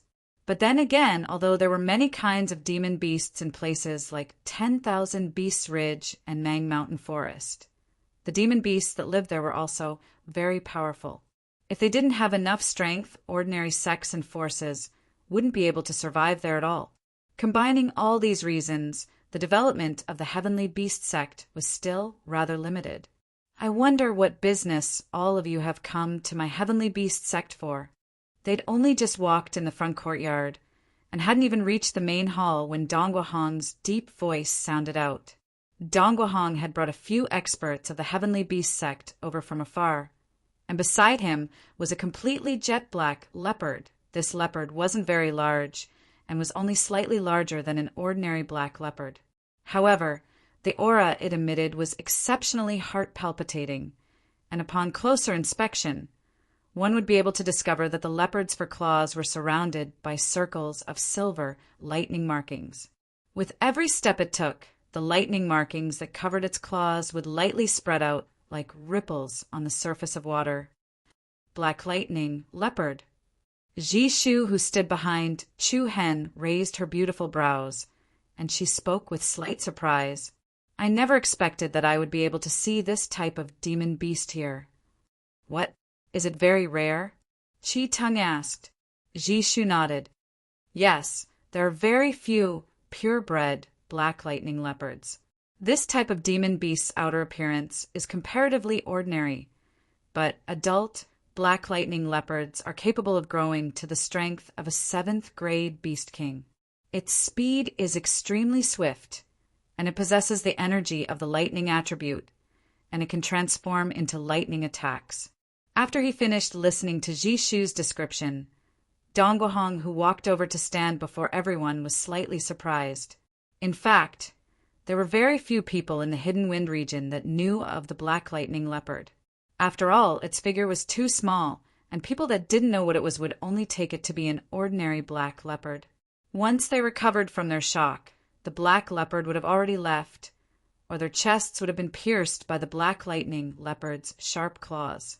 There was only a single, purebred black lightning leopard in the Hidden Wind region, and it was the one by Dongguahong's side. The faces of Dongguahong and the others carried slightly arrogant expressions. Truthfully speaking, Dongguahong had indeed been shocked by Chu Hen when he was in Yishui City that day. But Chu Hen had personally come knocking on his door today, and Dongguahong wasn't afraid of him. The Heavenly Beast sect possessed 3 great demon beast legions, and Dongguahong was especially confident towards his own armored WIRM corps. As far as he was concerned, if Chu Hen wanted to behave atrociously here, then he would have to weigh the ability of all of them. Sect leader Donghua, aren't you going to invite me in to have a seat? Chu Hen lightly smiled. I'm sorry, I'm rather busy today. Young Master Chu Hen, speak if you have something to say. If there's nothing else, then please leave. Dongguahong didn't give Chu Hen face in the slightest. Humph, you're pretty arrogant. Chi Ting stood out with a displeased expression. What, all of you want to make a move? Dongguahong's tone was slightly cold. Roar. At the same time, the black lightning leopard by his foot couldn't help but bow its body as it emitted a low and deep warning sound from its throat, and its pair of green pupils that were like sharp swords stared fixedly at Chi Ting. Everyone didn't doubt in the slightest that so long as Chi Ting dared move, Black Lightning Leopard would transform into a bolt of lightning and pounce over. However, Chi Ting wasn't a pushover. Ha! I fucking like eating cat meat the most. Chu Hen, you don't mind if I slaughter this black cat and drag it back to accompany everyone's wine, right? Chu Hen smiled, yet he had the intention of allowing Chi Ting to act arrogantly. Dongguahong's expression sank slightly, and he said in a low voice, Do all of you want to cause trouble here? No, no. Chu Hen raised his hand, and his smile remained warm. I came to look for sect leader Donghua today for 2 matters. The first is to ask sect leader Donghua to cooperate with me and deal with the Saint Star dynasty. What? Dongguahong was shocked in his heart, yet he quickly recovered his calm. Then what's the second matter? It depends on your choice. If you agree, then we'll discuss the second matter. If sect leader agrees, then there's only this one. As soon as these words were spoken, Dongguahong's eyes couldn't help but narrow. As the leader of a sect, he naturally understood the meaning behind Chu Hen's words. Are you threatening me? Dongguahong replied coldly. Sort of. Chu Hen admitted it generously. As soon as he finished speaking, the atmosphere in the surroundings instantly became slightly cold and solemn. Dongguahong instinctively glanced at Haibuang and Pei Xiao, who remained silent. Just moments ago, he was still wondering why these 2 old fellows would suddenly be together with Chu Hen, and it turned out that they were controlled by Chu Hen. What a good little bastard. You actually have the ability to capture the 2 of them. But I, Dongguahong, am not a coward like them. You want my Heavenly Beast sect to sell our lives for you? Dream on. Dongguahong's tone was especially resolute, but this sort of situation was within the expectations of everyone. The entire Hidden Wind region knew that Dongguahong's temper was extremely inflexible, so how could he lower his head to a junior around the age of 20? Haibuang and Pei Xiao glanced at each other. At the same time that they were slightly angry and embarrassed, they were secretly delighted. Chu Hen came filled with confidence. So let's see how he deals with this. I think sect leader Donghua has slightly misunderstood. Chu Hen was still composed. But Dong Guohong didn't intend to give Chu Hen any more time, and he directly waved his hand to drive him away. I'll say it one more time, the Heavenly Beast sect will absolutely not cooperate with you. If you're displeased, then let's go to war. In this hidden wind region, my Heavenly Beast sect has never been afraid of anyone. Dong Guohong had already made up his mind. As far as he was concerned, going against the Saint Star dynasty with Chu Hen was completely going to give one's life away. Moreover, if he stayed in the hidden wind region and started a battle with Chu Hen, then he would still have a chance of survival. Dong Guohong had his own judgment on which was more important. Chapter 582. I'll say it again, the Heavenly Beast sect will absolutely not work together with all of you. If you're displeased, then let's go to war. My Heavenly Beast sect has never feared anyone in the hidden wind region. Dong Guohong's display was especially unyielding within his own sect. He directly pulled the atmosphere between both sides to a freezing point. Long Qingyang, Qi Wanli, Qi Ting, and the others had already frowned. Only Chu Hen still stood on the spot with a composed expression, but his deep pupils faintly surged with icy coldness. Roar! Suddenly, right at this moment, a furious roar of a demon beast sounded out from the rear area of the Heavenly Beast sect. What followed was the trembling of the ground. Dong Guohong frowned slightly as his gaze moved left and right, and then he waved his hand and said, I still have matters to attend to, so forgive me for not accompanying you. Send these distinguished guests away. Yes, sect leader. The Heavenly Beast sect directly ordered them to leave. On the other hand, Dong Guohong paid no further attention to Chu Hen's group, and he turned around and left hastily. I was right? You're unable to make Dong Guohong listen to you. The Swordsmith City Governor, Pei Xiao, sneered as he took pleasure in Dong Guohong's misfortune. He felt rather happy in his heart to be able to see Chu Hen suffer a setback. The villa master of Green Willow Manor, Haibuwang, spoke in a negotiating tone. Young Master Chu, without Dong Guohong's demon beast army, the probability of invading the Saint Star dynasty will be even smaller. I think you should stop thinking about this and undo the heart-rend ghost talisman as soon as possible. We'll help you once you've dealt with Dong Guohong. What do you think? Phut! You two old foxes, you can even think of this? Qi Ting couldn't help but curse. Chu Hen smiled yet remained silent, as he didn't intend to return empty-handed today. Third brother, what do we do now? Long Qingyang frowned as he asked. Coincidentally, another powerful roar of a demon beast sounded out at this moment. Roar! This roar was even more deterring than before, and the ground beneath everyone's feet trembled even more intensely. Chu Hen's gaze swept across the surroundings, only to see the fear in the eyes of the demonic beasts. Don't all of you want to see exactly what treasures sect leader Dongwa has hidden in his backyard? Everyone's heart skipped a beat when they heard this. Then everyone, including Pei Xiao and Haibuwang, revealed curious expressions. Roar! In the backyard of the Heavenly Beast sect, the furious roars of wild beasts could be heard. The closer they got to the back, the stronger the impact of the invisible sound waves. Sovereign, the Shi Yen evil dragon beast, has been angrier than before. Its resistance is getting stronger every day. Dong Guohong took a step forward and walked to the spacious training ground in the backyard, and a few beast tamers of the Heavenly Beast sect hurriedly ran over to him. I understand. Dong Guohong waved his hand and replied in a low voice. After that, an enormous iron cage appeared in everyone's line of sight. The iron cage was 100 meters tall, and it was forged from the toughest steel shin body. A heavenly net was set up in the sky above the iron cage. A few tens of strong and robust men stood outside the iron cage, and they held bows and arrows in their hands as they ceaselessly shot at the enormous ferocious beast that was 30 to 40 meters wide within the cage. This was a demon beast with a savage and terrifying appearance. Its appearance was like a comparatively short WRM, Its claws were sharp and strong, and it had fiery red wings of flesh on its back. Its entire body was covered in a thick layer of rock, and it looked like a strange dragon that was piled up from rocks. Its might shook the heavens and shook the heavens.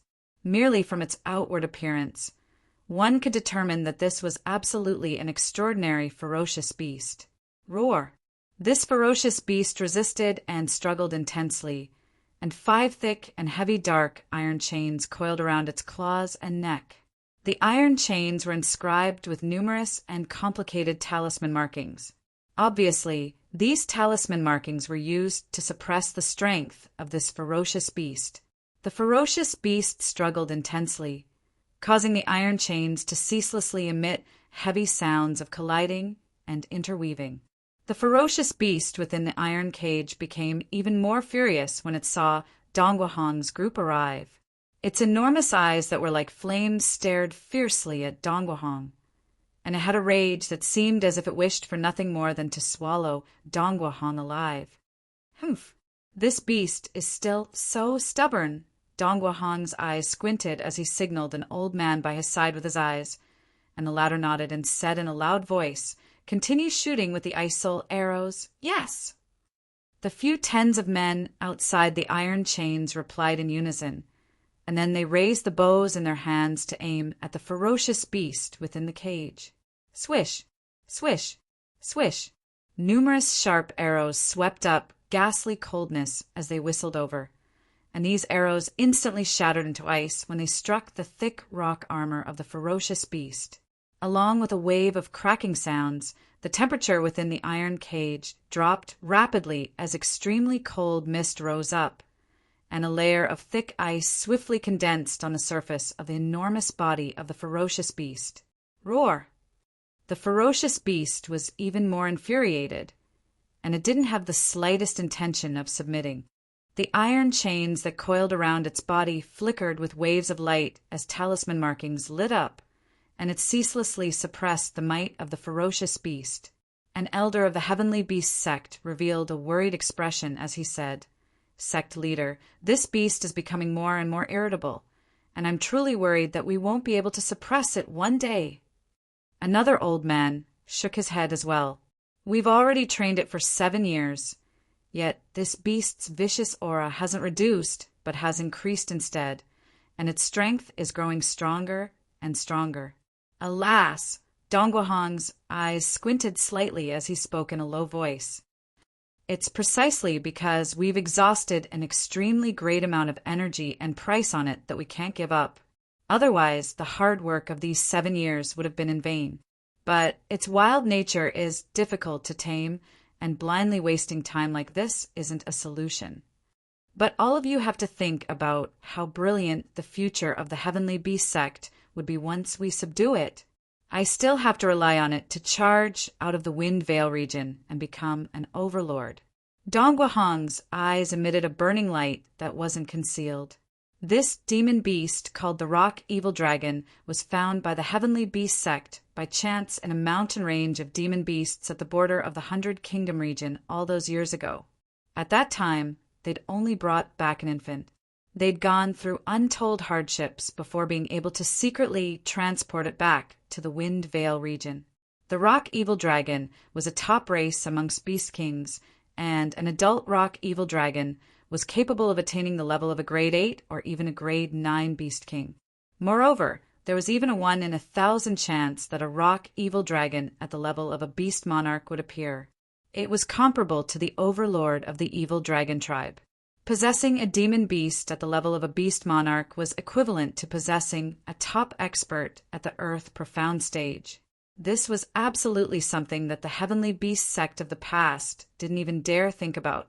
Until they brought back the infant of the Rock Evil Dragon, the Heavenly Beast sect seemed to have seen the hope of rising up. Thus, the mission of training the Rock Evil Dragon was silently carried out. However, the difficulty of taming a formidable demon beast that had a 1 in 1,000 chance of becoming a Beast Monarch had far exceeded the Heavenly Beast sect's expectations. For a continuous period of over 7 years, the Heavenly Beast sect had spent a great amount of manpower, wealth, and material resources on the Rock Evil Dragon. But not only did it not show any signs of submitting, it instead resisted more and more fiercely. Presently, in over 7 years of time, the rock evil dragon had already grown to the level of a grade 6 beast king by relying on its formidable demon beast bloodline and the meticulous training of the heavenly beast sect. But the plan to tame it for their own use didn't make the slightest bit of progress. Every time, Dongwahong would be able to feel that the rock evil dragon only had dense hatred and hatred towards him, and this caused the entire heavenly beast sect to suffer a heavy blow. So much so that many higher-ups had the thought of giving up. But Dongwahong didn't want to let go. Even if it was a 1 in 1,000 chance for the heavenly beast sect to obtain a formidable existence at the level of a beast monarch, it was still worth a gamble. A level 9 beast king rock evil dragon was sufficient to allow the heavenly beast sect to become the overlord of a dynasty. Chapter 583. Roar! In the heavenly beast sect's backyard training ground, a thunderous roar resounded. Ice soul arrows rained down on the Shurian evil dragon's body. In the blink of an eye, its body was already covered with a thick layer of ice crystals. Layers upon layers of chi waves filled the air. The extremely cold air couldn't stop the Shurian evil dragon's struggle. All of a sudden, the Shurian evil dragon raised its head high and opened its mouth. Along with a wave of scorching air, a scarlet pillar of fire gushed out from its mouth.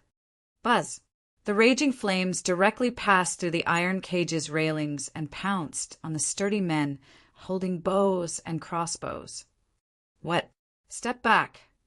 An elder of the heavenly beast sect shouted. However, Shurian's evil dragon beast attack was too unexpected. The powerful fire pillar swept over the group of people in a row. Along with a series of panic screams, those people were directly burned into a bloody mess. Only a few people managed to escape in time. Bang! Immediately after, the Shurian evil dragon's anger rose. The thick layer of ice covering its body was directly shattered and exploded, turning into countless ice crystal fragments. The cold and hot air waves spread out like waves. This damned beast is becoming more and more rebellious. Sect Master, it's time to give it a heavy blow, an old man said. Dongwahong's cold eyes swept across as he slightly raised his hand. Swoosh!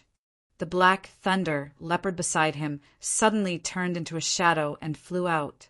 With a whistling sound, the black thunder leopard, relying on its small body, directly rushed into the space between the iron cage's railings and pounced on the huge demon beast in the cage.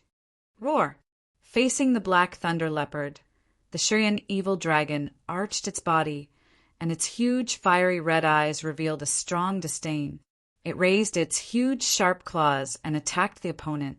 The huge claws moved the iron chains that bound it, setting off a burst of crashing sounds.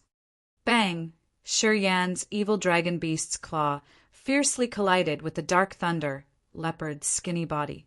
A burst of silver light splashed out and dazzling lightning bloomed. While the black thunder leopard was sent flying, Shurian's evil dragon was also pushed back a few meters. Roar! The black thunder leopard's black fur stood on end as it let out a high-pitched roar. He landed steadily on the bars of the iron cage behind him, then took a step back and shot out once again. This time, its speed was many times faster than before. As it moved, the black thunder leopard released a bright silver light and immediately turned into a bolt of lightning with an extremely powerful aura. Boom! The bright silver lightning hit the center of Shurian evil dragon's chest, and a circle of strong airwaves swept out. The light between the two of them was as dazzling as the sun. Under the terrifying impact, Shurian's evil dragon was pushed back once again. At the same time, the rock armor on his chest cracked inwards, and dark red blood flowed out. Good. As expected of the black thunder leopard. Let's see if that untactful beast still dares to make noise. An elder of the heavenly beast sect applauded. Sect Master, the black thunder leopard is a 6th grade beast king. This Yan's evil dragon beast strength and movement are greatly restricted, but it can still fight against it head-on. It seems that it won't be long before it breaks through again and reaches the 7th grade Beast King level. Another elder solemnly said. Donghua Hong nodded with a thoughtful expression. Boom! Bang! The fierce battle between the two fierce beasts in the iron cage could be said to be exceptionally fierce. The collision of tyrannical power was like the collision of mountains, shaking in all directions. Sparks flew everywhere, demonic energy flew everywhere, and violent energy shock waves came one after another, as if they were going to burst the iron cage. Roar! After another fierce collision, the Black Thunder Leopard's figure flashed and directly flew above Yan's evil dragon beast. A violent aura burst out from his body, and his green pupils were throbbing with raging lightning. Hiss, hiss! In the next instant, countless terrifying and powerful bolts of lightning were released from the Black Thunder Leopard's body, and the lightning interweaved like the loud cries of 1,000 birds. The might of an overwhelming force pierced down diagonally and completely struck the enormous body of Yan's evil dragon beast. Roar! A myriad of lightning bolts entered its body, and Yan's evil dragon beast roared madly in rage. Instantly, dense and powerful electric currents flowed all over its body, and Yan's evil dragon beast trembled as the pair of fleshy wings on its back flapped violently, giving rise to waves of turbulent airwaves. Humph! Well done. We should have let the Black Thunder Leopard fight long ago. Sect Master, I suggest letting the Black Thunder Leopard participate in Yan's evil dragon beast's training in the future. Exactly, I don't believe it won't listen if we shock it a few times every day. When they saw Yan's evil dragon beast displaying an unusual pain under the impact of the formidable lightning bolts, the members of the Heavenly Beast sect that were tortured these past few days felt extremely relieved. However, Donghua Hong frowned from beginning to end, and he kept having the feeling that something wasn't right. Exactly where did it go wrong? Donghua Hong's eyes slightly squinted as he gazed at Yan's evil dragon beast within the iron cage, and he saw electric currents that were like silver arcs of light flowing all over its body, emitting an extremely violent and destructive aura. The talisman markings on the 5 thick and heavy iron chains that bound its 4 limbs and neck flickered with a strange light that flickered between brightness and dimness. Because of those talisman markings, these 5 iron chains possessed a sealing force that was able to effectively suppress Yan's evil dragon beast's demonic energy and prevent it from breaking out of the cage. All of this seemed to be without the slightest problem. Right at this moment, Donghua Hong saw Yan's evil dragon beast's pair of red and fierce eyes. Instantly, Donghua Hong's expression went grim. Relying on his experience of dealing with demon beasts for a few tens of years, Donghua Hong could be 100% sure that Yan's evil dragon beast's eyes didn't contain the slightest trace of pain. It was similar to the complacency and ridicule of humans. We've fallen into a trap. Everyone has been tricked by it. Stop! Donghua Hong hurriedly berated the Black Thunder Leopard in an enraged voice. It's gathering the energy of lightning to break through the seal on the iron chains. What? Donghua Hong's enraged shout was like a thunderclap that exploded in the minds of everyone present, and everyone turned pale with fright. Roar! In the next second, Yan's evil dragon beast suddenly became enraged, and then the dazzling energy of lightning that covered its body emitted a brilliant light before exploding like a volcano. Rumble! The terrifyingly formidable lightning attack was divided into 5 parts that gushed towards the 5 iron chains that bound it. Bang, bang, bang! A wave of sparks flew as lightning interweaved. Deafening loud bangs resounded, and the beautiful talisman markings on the iron chains suffered an extremely strong impact, causing them to lose their original luster in an instant. Countless fine cracks swiftly split open on the iron chains. Yan's evil dragon beast emitted an excited roar that shook the heavens, and it swung its body, causing the thick and heavy iron chains that coiled around its body to break apart inch by inch before exploding into pieces. The monstrous aura of a ferocious beast shot into the nine heavens. The berserk aura that had been suppressed for a long time was vented in an instant, and Shuriyan's evil dragon beast shed off all its burdens and struggled free of all restraints before erupting with the most terrifying, ferocious wildness. Damn it! Everyone from the Heavenly Beast sect was completely flustered. Even Dongguahong's complexion changed. Before they had time to come up with any countermeasures, Shuriyan's evil dragon beast's ferocious aura stacked up as it smashed through the iron cage, tore apart the heavenly net, and released a powerful demonic force as it soared straight up into the sky. Rumble! The heavenly net that enveloped the sky was smashed into pieces by the impact, and Shuriyan's evil dragon beast stirred up the wind and clouds in all directions, blotting out the sky and covering the sun as it looked down at the panic-stricken crowd below like a mountain pressing down on them. Roar! The aura emitted by Shuriyan's evil dragon beast rose steadily, and it instantly broke through the level of a 7th level beast king. What was even more astonishing was that its body rapidly expanded, and in an instant it had doubled in size. Black lightning leopard, what are you still standing there for? Quickly kill it! An elder of the Heavenly Beast sect shouted loudly. However, what caused everyone to be even more shocked was that the black lightning leopard actually curled up in midair and didn't dare to move forward, and its green pupils were clearly filled with fear and reverence. Roar! Woo! Subsequently, all the big and small demonic beasts of the entire Heavenly Beast sect prostrated on the ground, and they emitted low and deep howls. There were even many demonic beasts that were shivering.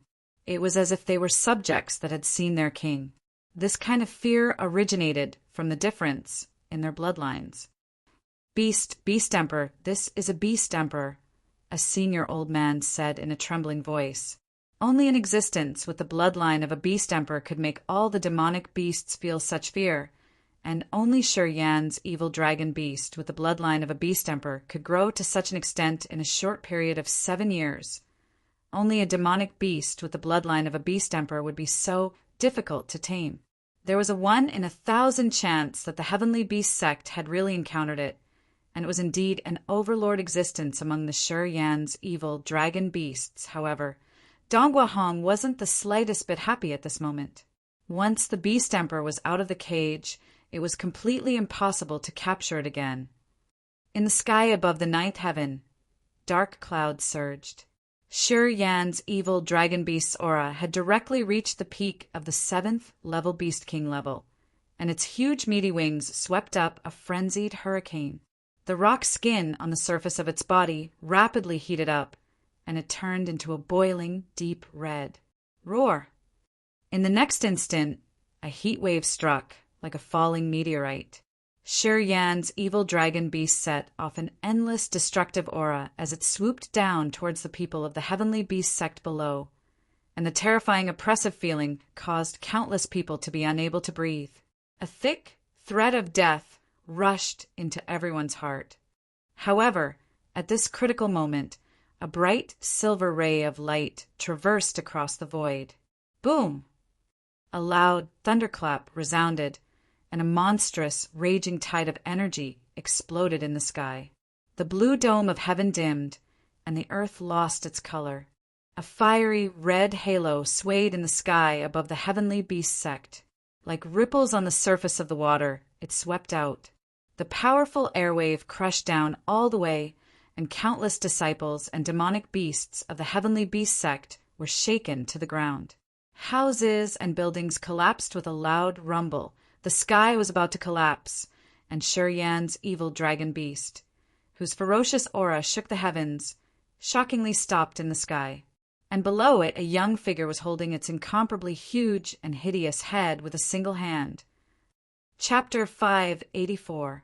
Boom! An unstoppable and powerful airwave crushed down all the way.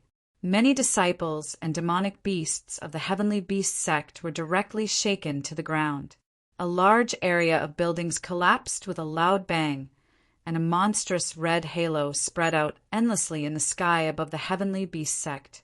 The blue dome of heaven dimmed, and the earth lost its color. The bloodline of the Beast King was fierce and frightening. The sky was distorted, and the wild demonic power recklessly surged. The complexion of the people of the heavenly beast sect changed again and again, and their hearts were shocked again and again. The Yen evil dragon, which was like a meteorite falling from the sky, suddenly stopped in the sky. The powerful, ferocious power was instantly suppressed. "It's him!" Dong Guahong clenched his fists, his eyebrows knitted together, and his face was full of shock. He saw that under the terrifying beast, a young figure was emitting a heavy aura that was as steady as Mount Tai.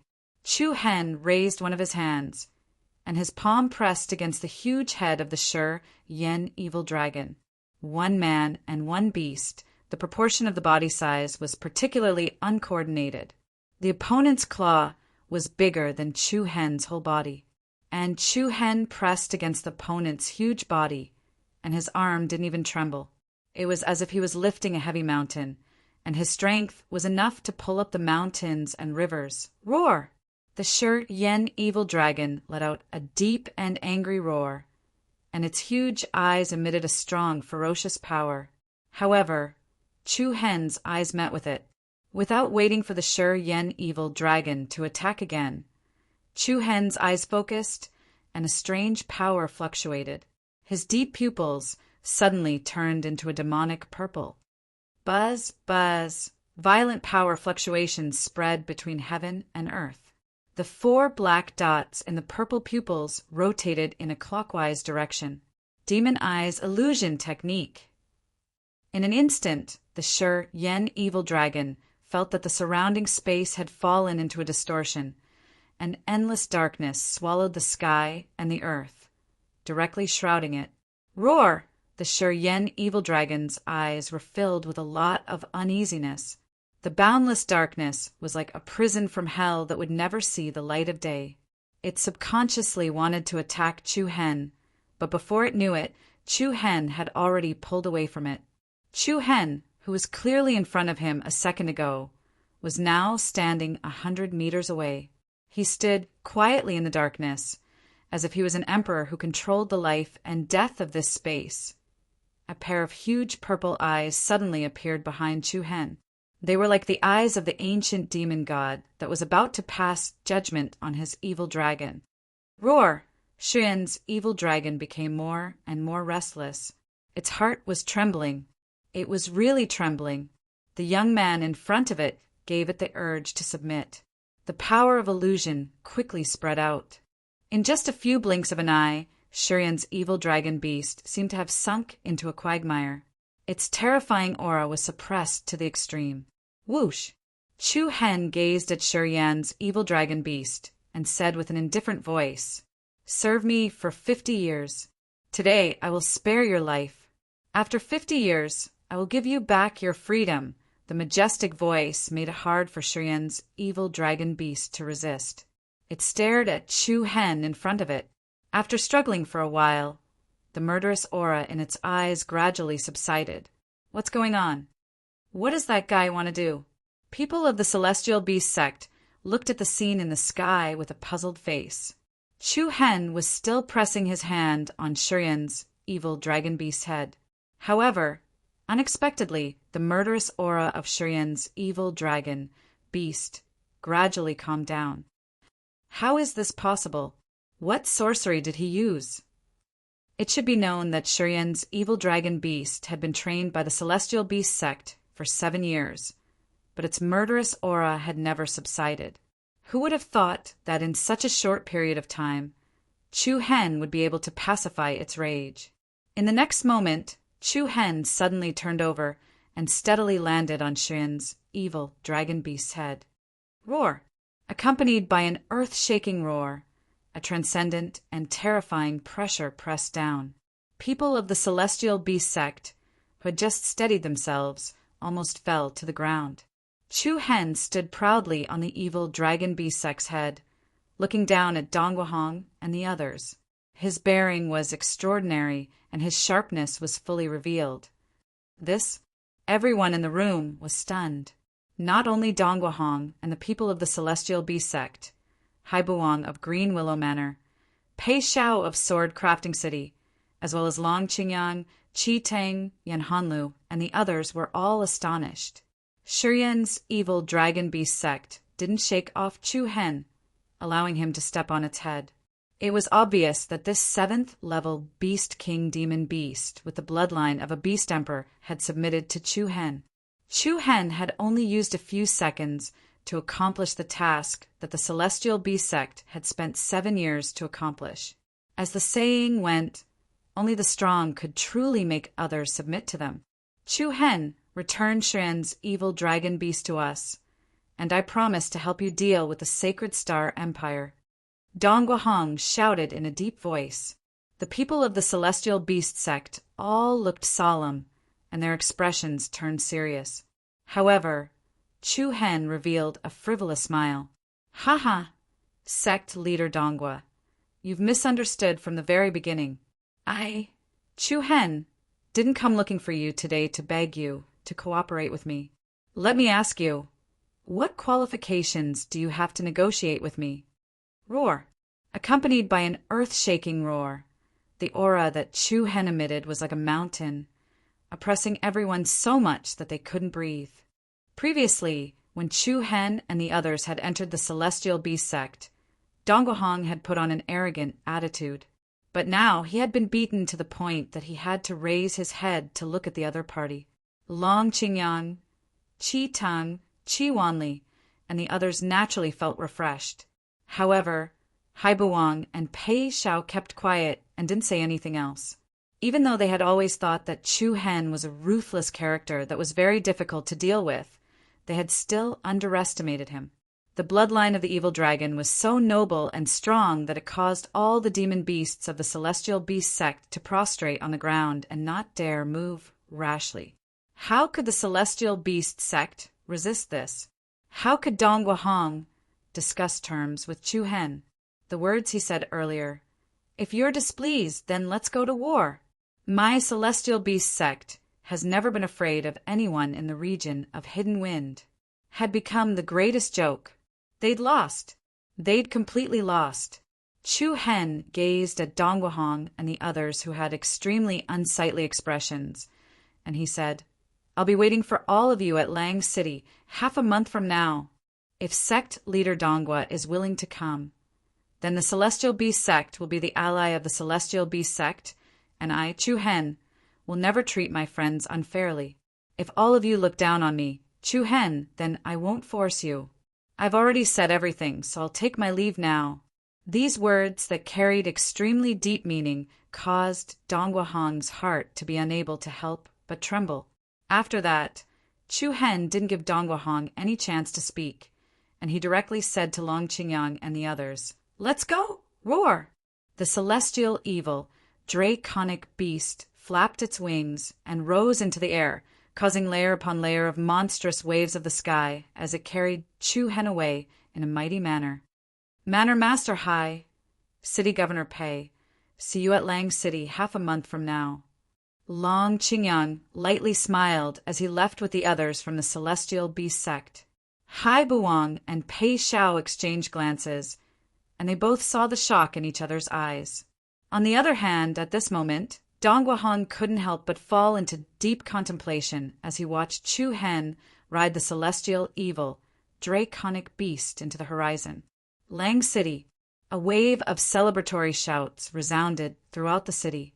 The faces of everyone in the city were filled with dense surprise as they gazed at the formidable demon beast that had descended onto the city wall. Haha, it was simply too satisfying. That old fellow, Dongwahong's face turned green from anger in the end. Exactly, he was arrogant to the point of death earlier. Young Master Hen, you've truly made us look at you in a whole new light. With the assistance of this celestial evil draconic beast, our chances of attacking the imperial capital have increased greatly. In the short span of a day, the 3 major forces of the Hidden Wind region had been suppressed one after another. This made the previously suppressed Celestial Beast sect feel very satisfied. Where did Hua Shui go? Chu Hen suddenly asked. It seemed that he hadn't seen Hua Shui for the past few days. Today, she didn't follow the group to the Green Willow Manor and the Heavenly Beast sect. Oh, she went to refine pills, Jishu replied softly. Refining pills? Chu Hen was startled, and his expression couldn't help but reveal a strange expression. What pills? I don't know. In any case, after the day you went into seclusion, she said that she was going to refine pills and told us not to disturb her if there's nothing important. That's really strange, Nomchi casually added. I've never seen her so diligent before. I don't know what triggered her. Chu Hen's handsome eyebrows raised slightly, and a strange smile appeared at the corner of his mouth. Where is she? I'll go take a look. The back of the mountain. The back of Lang City. In a quiet valley, green grass grew. Bees flew and butterflies danced. In the distance, one could see the blue riverbank. The clear waves flowed, and one could see the autumn water in the vast sky. On a spacious ground, there was a cauldron that was more than 2 meters tall. The cauldron was engraved with complicated secret runes, and there was also a pattern of a snake's shadow. This cauldron was named Akiji, and it was a sacred cauldron. Ah, I'm so tired. Hua Shui sat on the lid of the Akiji cauldron and stretched. Then she held her head with her hand and looked resentful as if someone owed her money. What's wrong? What have you been doing here for the past few days? Suddenly a hearty voice was heard. Hua Shui was startled. She didn't know when Chu Hen had sat next to her. Caught off guard, her delicate body leaped forward, and she fell from the Akiji cauldron. Ah, just as Hua Shui was about to land on the ground, Chu Hen hurriedly grabbed her wrist and pulled her back. Sit tight. Are you trying to scare me to death? Hua Shui was so angry that she opened her mouth and scolded. She glared at Chu Hen fiercely, and she almost punched and kicked him if she could beat him. Chu Hen smiled. I'm sorry I scared you. Humph. Hua Shui pouted, and the anger in her heart disappeared by half. What are you doing here? What about you? What kind of elixir are you making here? Chu Hen asked. Why do you care? I'm the sect leader. So what if you're the sect leader? You can kick me out of Mount Kunliu.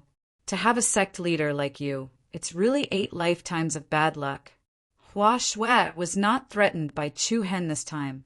Chu Hen touched his nose in embarrassment. Am I that bad? Hua Shui thought for a moment and said, You're talented, good-looking, and smart. I don't think you're that bad. Chu Hen could not help but find it funny. This girl was really too cute. Okay, I'm here for something. What is it? What do you think? What are you best at? A hint of naughtiness flashed in Chu Hen's eyes. Hua Shui pouted and glared at him. Humph! I knew you were going to squeeze me again. Here you go. Chapter 585. Humph! I knew you were going to squeeze me dry again. Here you go. Hua Shui muttered in dissatisfaction, then threw a beautiful glass bottle to Chu Hen. Chu Hen was stunned at first. Then he opened the bottle, and a rich fragrance came to his face. There were 20 to 30 purplish, red, medicinal pills in the bottle.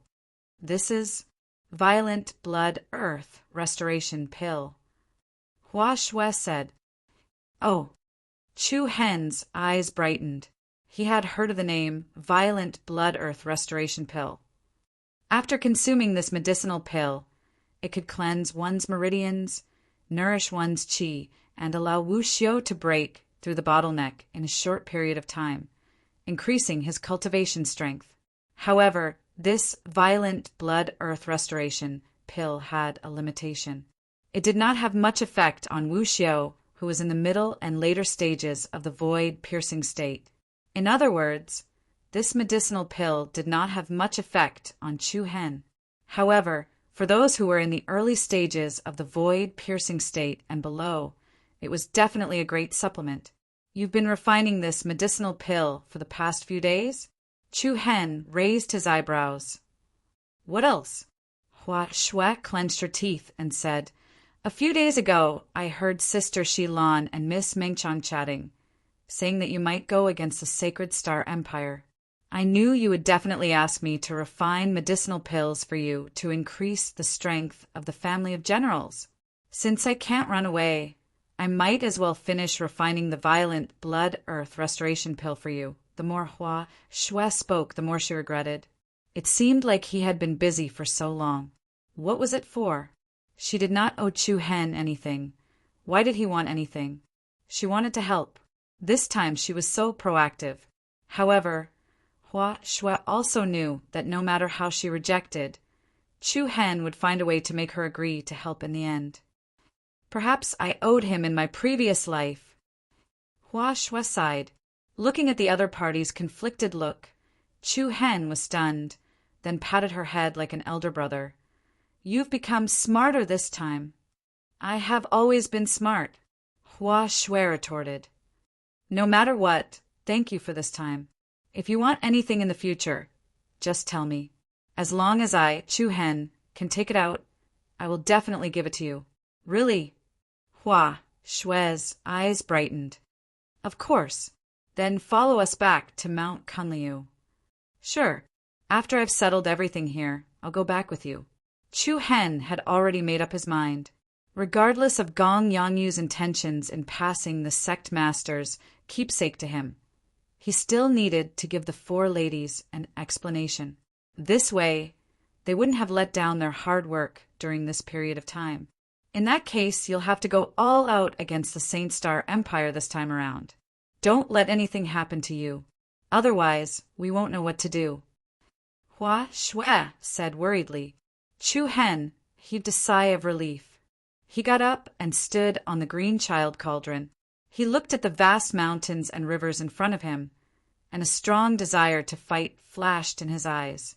In the next 10 days, Lang City entered a tense state of deployment. Relaxation was always short-lived.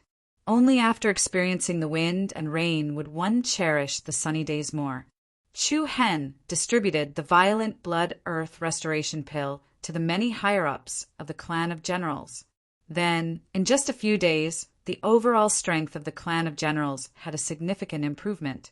Long Qingyang even broke through the 3rd level of the void-piercing realm and entered the 4th level. The wind was rising and the clouds were scudding. Everything indicated that a storm was coming. In the blink of an eye, 15 days passed quietly. Above Lang City, Chu Hen stood on the city wall, his posture straight like a cold spear. His resolute face looked like it was carved with a knife, revealing a cold aura.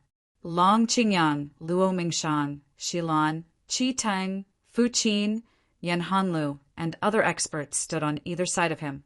Shi Yan's evil dragon beast hovered in the sky, shuttling between the clouds, shocking the firmament. Below the city wall, more than 1,000 members of the clan of generals, led by Qi Wanli, stood in a neat formation. Each of them wore battle armor and held sharp weapons in their hands, unafraid of death. To the left of the clan of generals was the Su family's team led by Su Hao and Su Yurong. This time, the Su family had sent all their experts. In order to assist Chu Hen, they had practically turned out in full force. Rumble. Accompanied by a series of rumbling noises, a surging aura rushed over like a flood. "It's the people of Green Willow Manor and Sword Crafting City," Long Qingyang said in a low voice. Chu Hen nodded, a faint ripple appearing in his eyes. As the top 2 forces in the Hidden Wind region, the arrival of Green Willow Manor and Sword Crafting City could be said to be a huge commotion. Many experts arrived in the sky, some using true yuan to form wings. Haibuang and Pei Xiao, who were in the lead, each rode a majestic Beast King mount. With the addition of these 2 forces, Lang City's momentum had increased by a large margin. "Young Master Chu, I, Haibuang, have come as promised. I, Pei Xiao, have come as well." The 2 of them cupped their fists and bowed through the air. Chu Hen returned a simple bow. "Thank you, both of you." Logically speaking, Haibuwang and Pei Xiao had only come because they had been forced by Chu Hen. The two of them should have been unwilling and unwilling. But, in reality, the two of them did not show any signs of disgust on their faces. Especially since they had brought so many experts, it could be said that they had not held back much. This gave the impression that they were willing to help Chu Hen.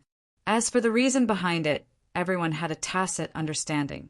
Only the Sky Beast sect is left. I don't know if they will come. I think the chances are quite small. Everyone in the Hidden Wind region knows what kind of person Dongguahong is. To him, face is more important than anything else. Indeed, many of the people present did not have much hope for the Sky Beast sect. Third brother? Long Qingyang asked in a probing manner. Chu Hen nodded slightly. It's fine. Even without the Sky Beast sect, the number of void-piercing experts on our side is enough to compete with the royal family of the Sacred Star Dynasty. Long Qingyang nodded and did not say anything else. After all, the dozen or so people that Chu Hen had brought were all void-piercing experts and spiritual tattooists. Coupled with the Su family, Green Willow Manor, and sword-crafting city, the main force in the middle would not be much weaker than the Sacred Star Dynasty. Screech! Roar!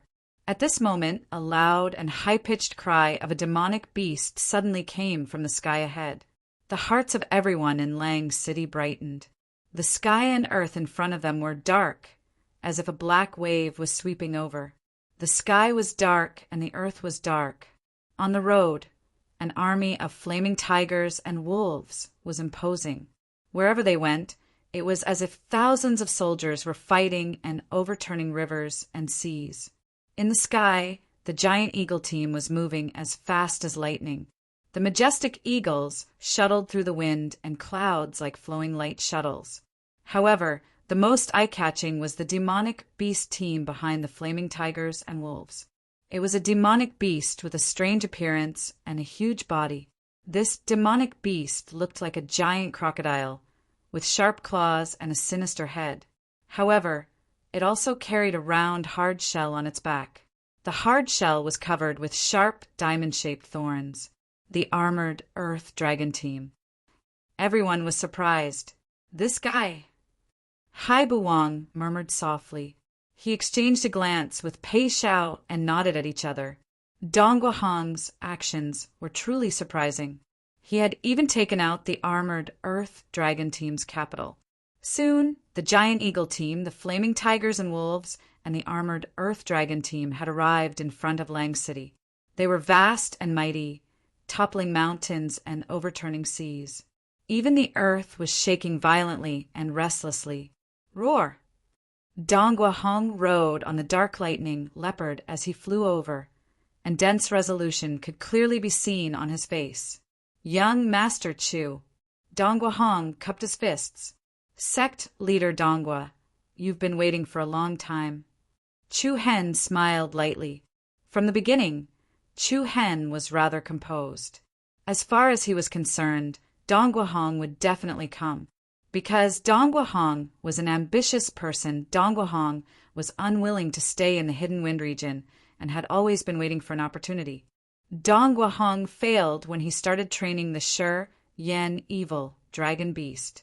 When he witnessed the Shi Yan evil dragon beast that he was unable to tame submit to Chu Hen after 7 years, Dongguahong thought for a long time. In the end, he was willing to choose to believe Chu Hen this once.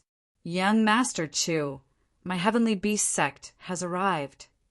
Dongguahong shouted with a loud voice. Chu Hen's eyes squinted as he raised a single hand, and his powerful voice was like a thunderclap piercing the ear. Sacred Star Dynasty, we've arrived as well.